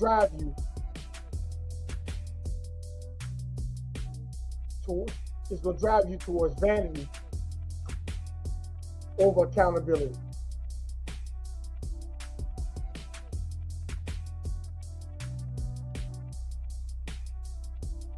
Isaiah 44:18.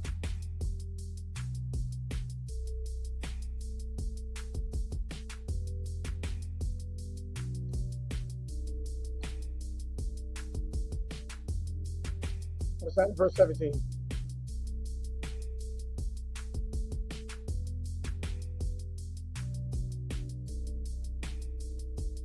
And the rest of it he makes into a god. He carve image, and he falls down before it and worship it, prays to it, and says, "Deliver me, for you are my God." They do not know nor understand, for he has shut their eyes so that they cannot see, and their hearts so that they cannot understand. See, they follow things that are vanity. God of wood, God of stone. And a lot of us, that's why these camps can put these posters out on you on the weekend. And you sit right there and you follow that thing. You follow it. Because they drive that desire from you into vanity. He's black. That's right. His feet is like bronze. His arms and his fingers is like bronze.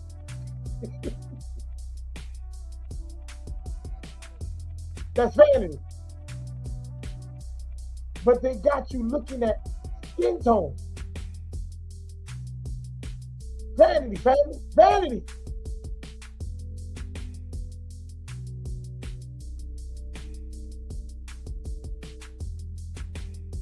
Vanity. Zechariah 7th chapter, verse 11 and 12.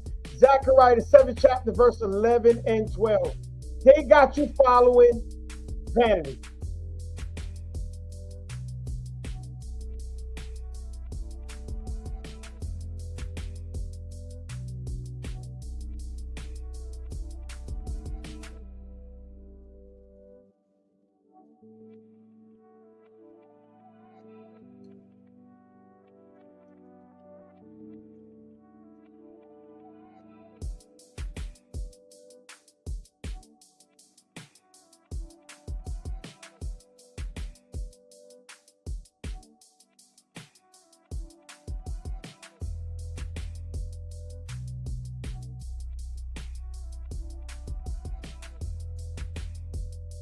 Zechariah, come on, really? Okay.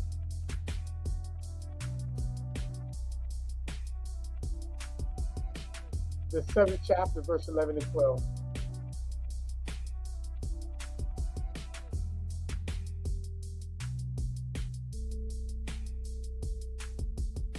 This is what it says. I'm starting at verse 10.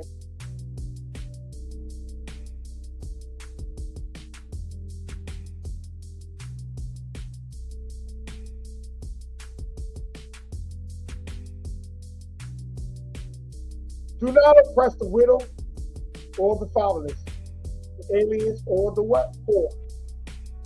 Let none of you plan evil in his heart against his brother. But they refused to heed, shrugged their what? Shoulders, and stopped their ears so that they could not hear. Yes, they make their hearts like what? Flint, refusing to hear the law and the words which the Creator has what? The Creator of hosts has sent by his what? Spirit through the former prophet. Israel refused to listen. So they ain't listening to the law. Tell me what they're listening to. What's pushing Israel to do what Israel's doing?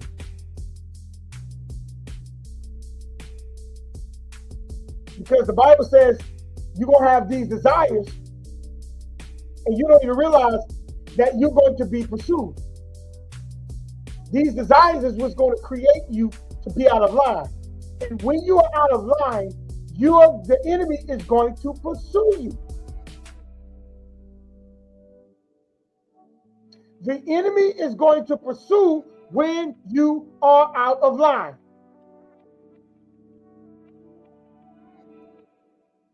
And they're going to pursue you to make you stay out of line. Because as long as you are out of line, they win.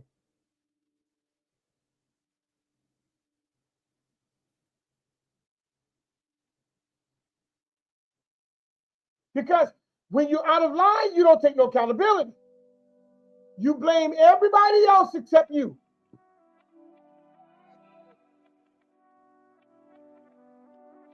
Everybody's the problem except you.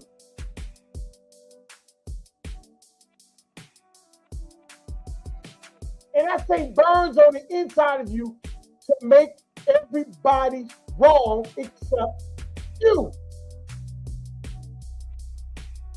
But when you're out of line, your enemy pursue you. That's why we don't understand why the police officer always shooting us. Because you're out of line. Well, even if we comply, no, ain't talking about complying. You're out of line with your purpose. The Creator did not put you under the nation, he put you over the nation. But Israel is choosing to stay under the nation.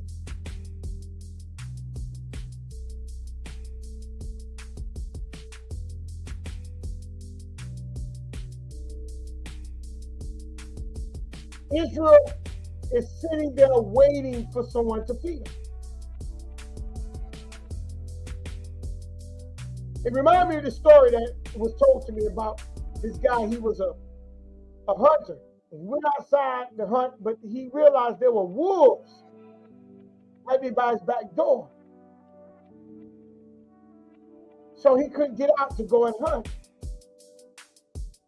So he remembered he had some food next to the refrigerator. These pack of wolves were skilled hunters. They wanted that hunter to come out so they can get the meal that they want, which was him. But the hunter was a little too smart. So he took a little of that food that he had next to the refrigerator and threw it out there.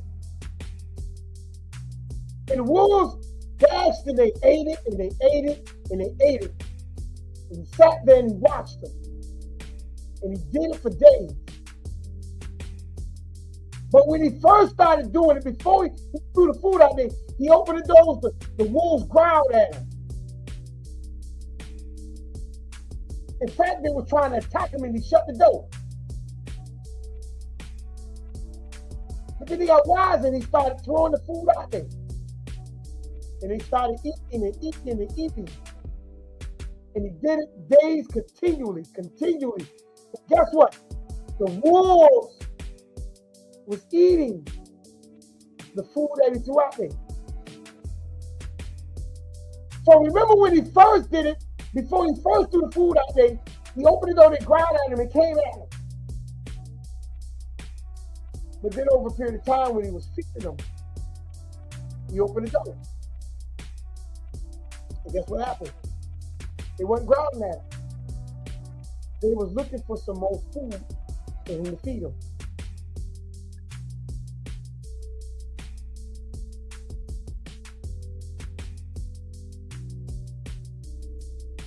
He tamed wild wolves with domestic food.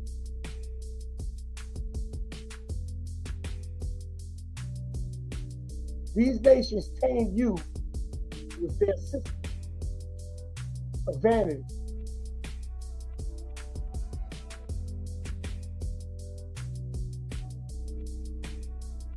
They tame you. And now they're pursuing you.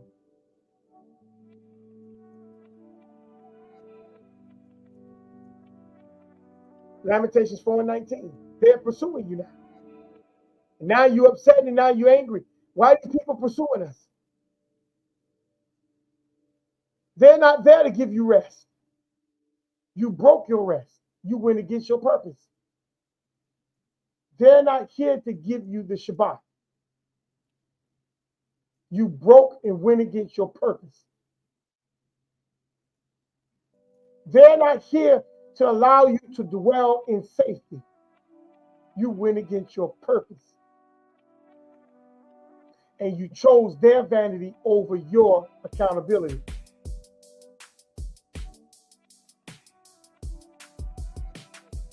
Lamentations 4:19.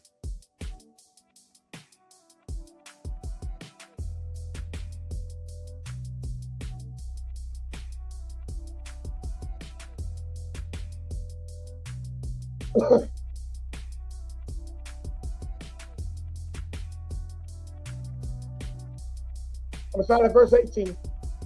They track our steps so that we cannot walk in our own streets. Our end was near, our days won't come over. For our end has come. Our pursuers were swifter than the eagle of the heavens. And if you know how fast the eagle flies, it's saying that their swiftness are quicker than that. They pursue us over what? Mountains. They are fast, and they're coming at, they're climbing the mountains as you climb, they climb. They're not giving you no rest. And they lay in wait for us in the wilderness. They're not giving you no rest. How do you think you're getting any kind of rest? What makes you think your oppressor is going to give you rest?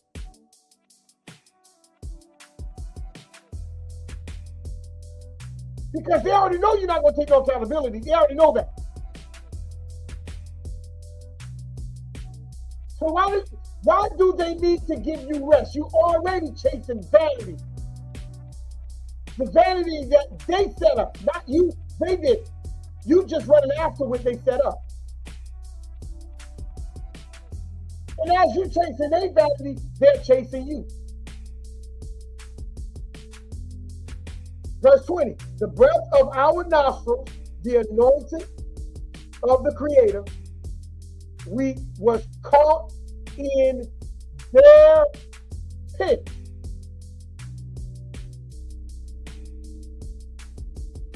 Israel was caught in their trap.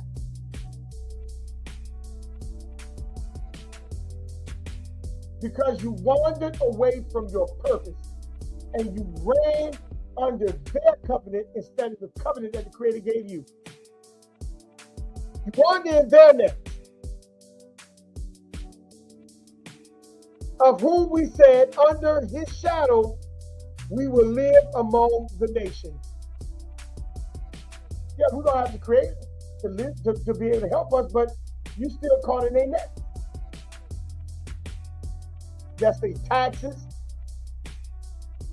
their food system, their education system,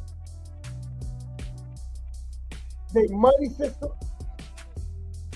I could go down the list. You're caught in their net.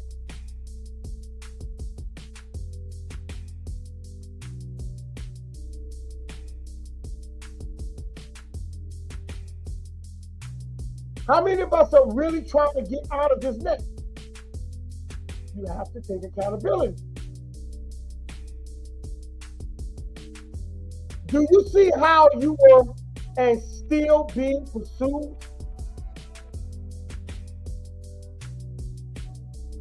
These people are still pursuing you.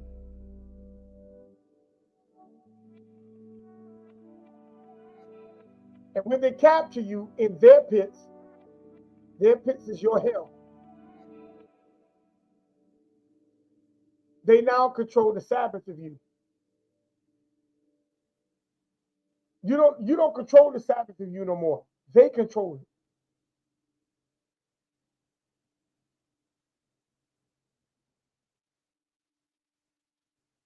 Job had to come to that point. He's either going to get to the Sabbath or he's going to follow his house to hell.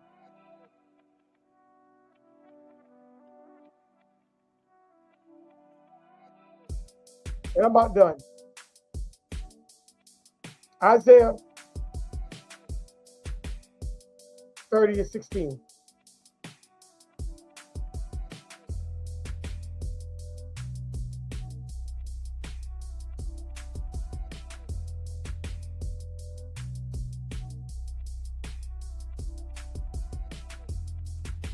Let's start at verse 15. For thus says the Creator, your power, the Holy One of Israel. In returning and rest, you shall be saved. In returning and rest. That's where your salvation comes in at as well. You have to return and you have to rest. In quietness. See, in quietness. See, when you come home, all that hustle and bustle has to stay outside. In quietness.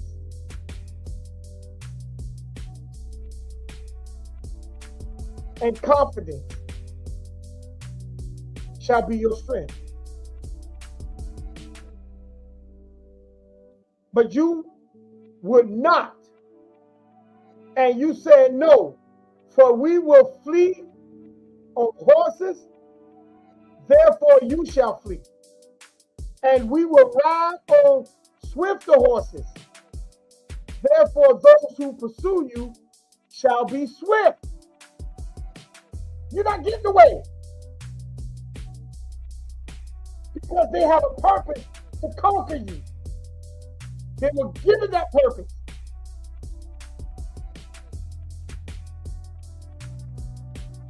So instead of you being accountable, like Job, when he saw that his children died, he said, blessed be the Creator who what? Giveth and taketh away. He repented. You don't do that. You blame. And you wonder why your captive is still pursuing you swifter. You wonder why you can't get away from your captors. Because if you get away from them, you get away from the Creator. Because he purposed them. They're not out their purpose. You are the one who's out your purpose. Those ones who are pursuing you are in their Sabbath. You're the one that's out of Sabbath.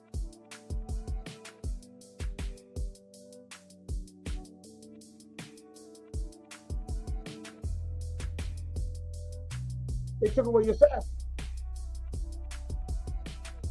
And when they pursue you, they're going to come with the sword. This is the instrument of war that Israel used to defeat their enemies, but now this same weapon of war will now be turned on Israel. And Israel is going to fall by the sword.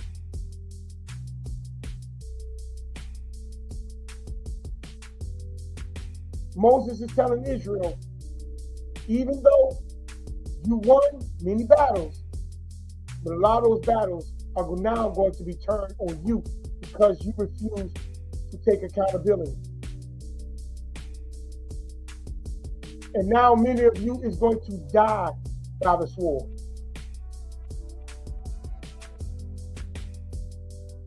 You're going to die now by the sword.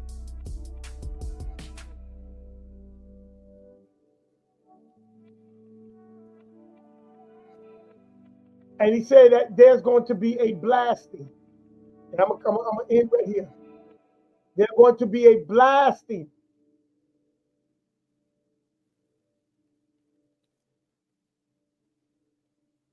There's going to be a blasting. Let me go back to Deuteronomy 28. There's going to be a blasting.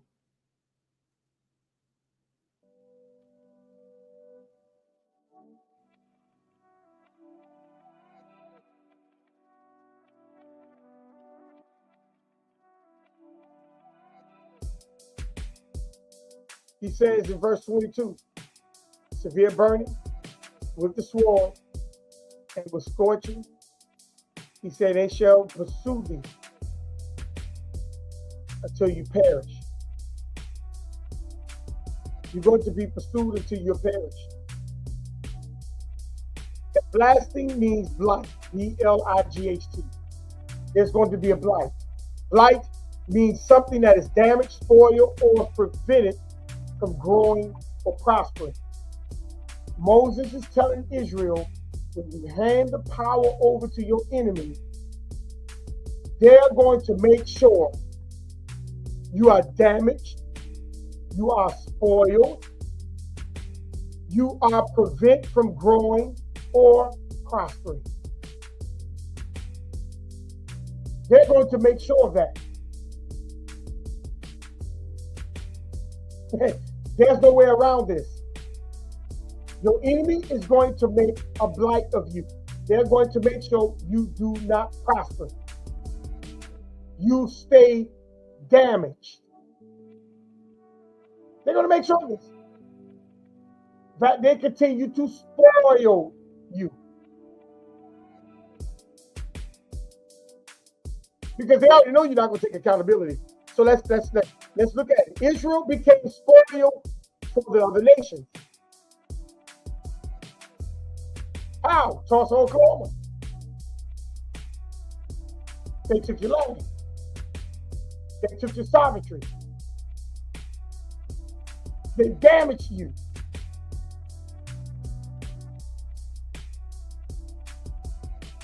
Oil was there. They took all that. They dropped the bomb on you. That's where they get it off. You dropped the bomb on me, baby. They talking about Greenwood, Tulsa.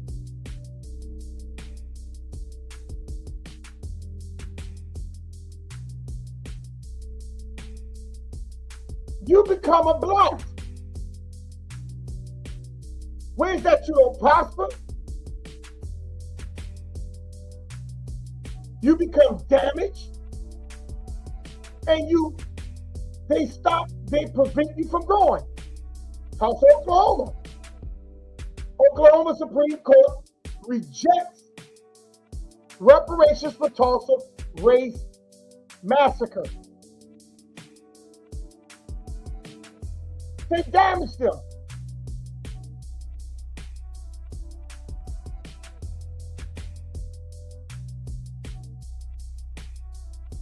Cities, black cities is underwater. Damage, prosper. They damage you.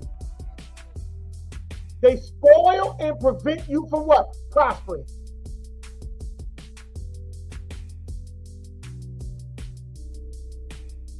$200 black cities is sitting underwater that they call lakes.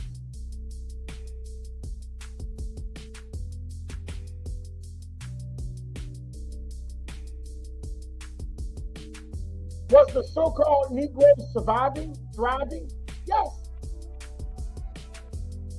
But they made sure you don't prosper. Losing political power. How did they do it? Misclassified you. They're gonna call you bywords, proverbs. They misclassify you. So when you are misclassified under this system, you are damaged. You don't have power. You can't prosper.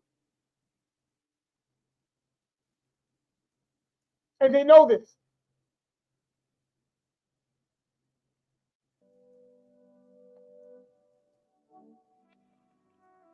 America is called India superior, but they tell you India is over there. No, it's here in the West. India superior. But they tell you that you Africans, when India superior shows that you are the real Indians. So they make sure that you don't prosper.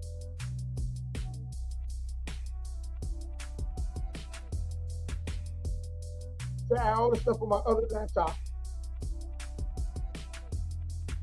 Trails of Tears, Louisiana Purchase,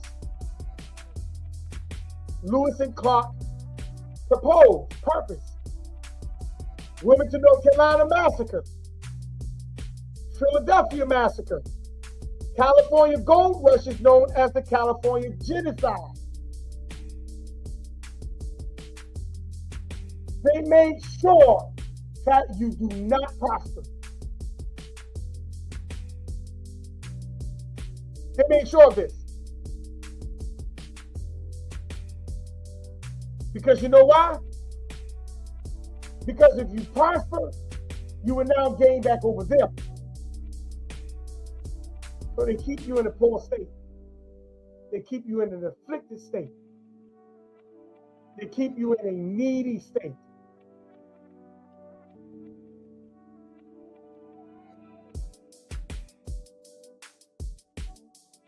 And they trying to see how many of you gonna cry out and take accountability for what has happened. And my last scripture tonight is Leviticus 26:40.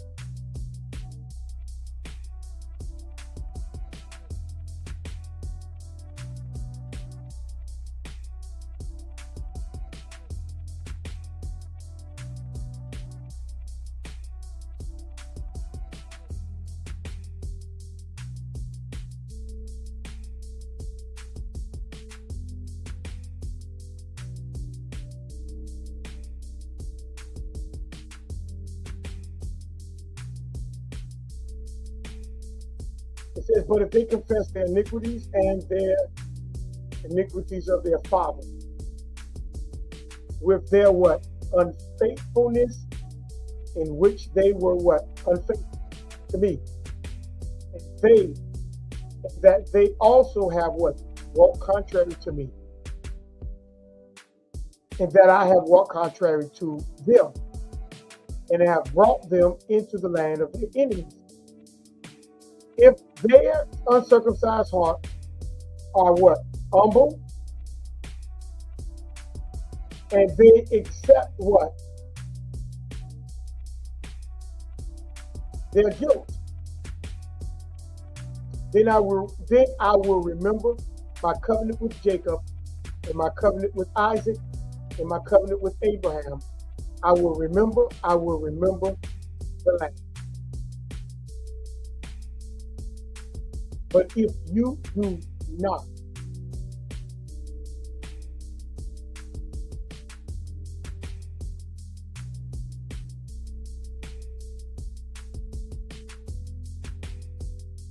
then nothing will happen for you. You will stay afflicted. You will stay poor and needy until you acknowledge your offenses. And that's why verse 43 says, the land shall be left empty by them, and will enjoy its Sabbath while it lies desolate without them. They will accept their guilt because they despise my judgment, and because their souls abhor my statutes. Israel don't like what's right. Israel like the desires of themselves.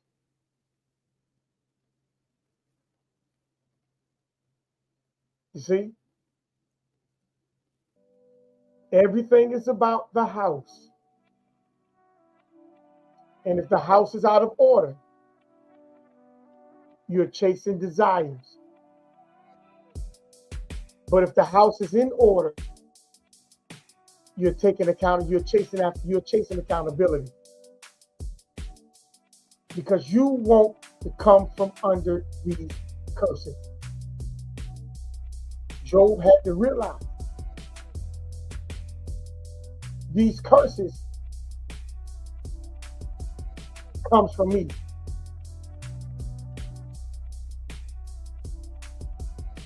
I created them.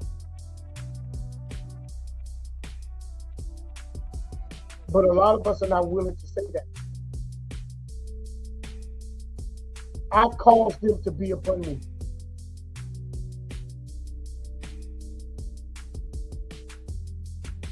So family, if you don't call to mind why you're being afflicted, you're going to stay damaged. You're going to stay spoiled.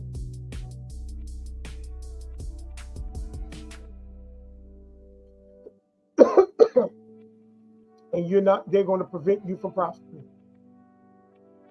So when you drink, it's as if you never drunk. When you eat, it's going to be as if you never ate. Your soul going to still be empty. So the Sabbath, what is the Sabbath?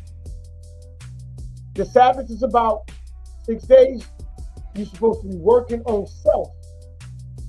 In the seventh day, you're supposed to take an evaluation of yourself to make sure that you are still in order with the law. But a lot of us don't take that evaluation because we don't want to be held accountable for what we knew and know and understand.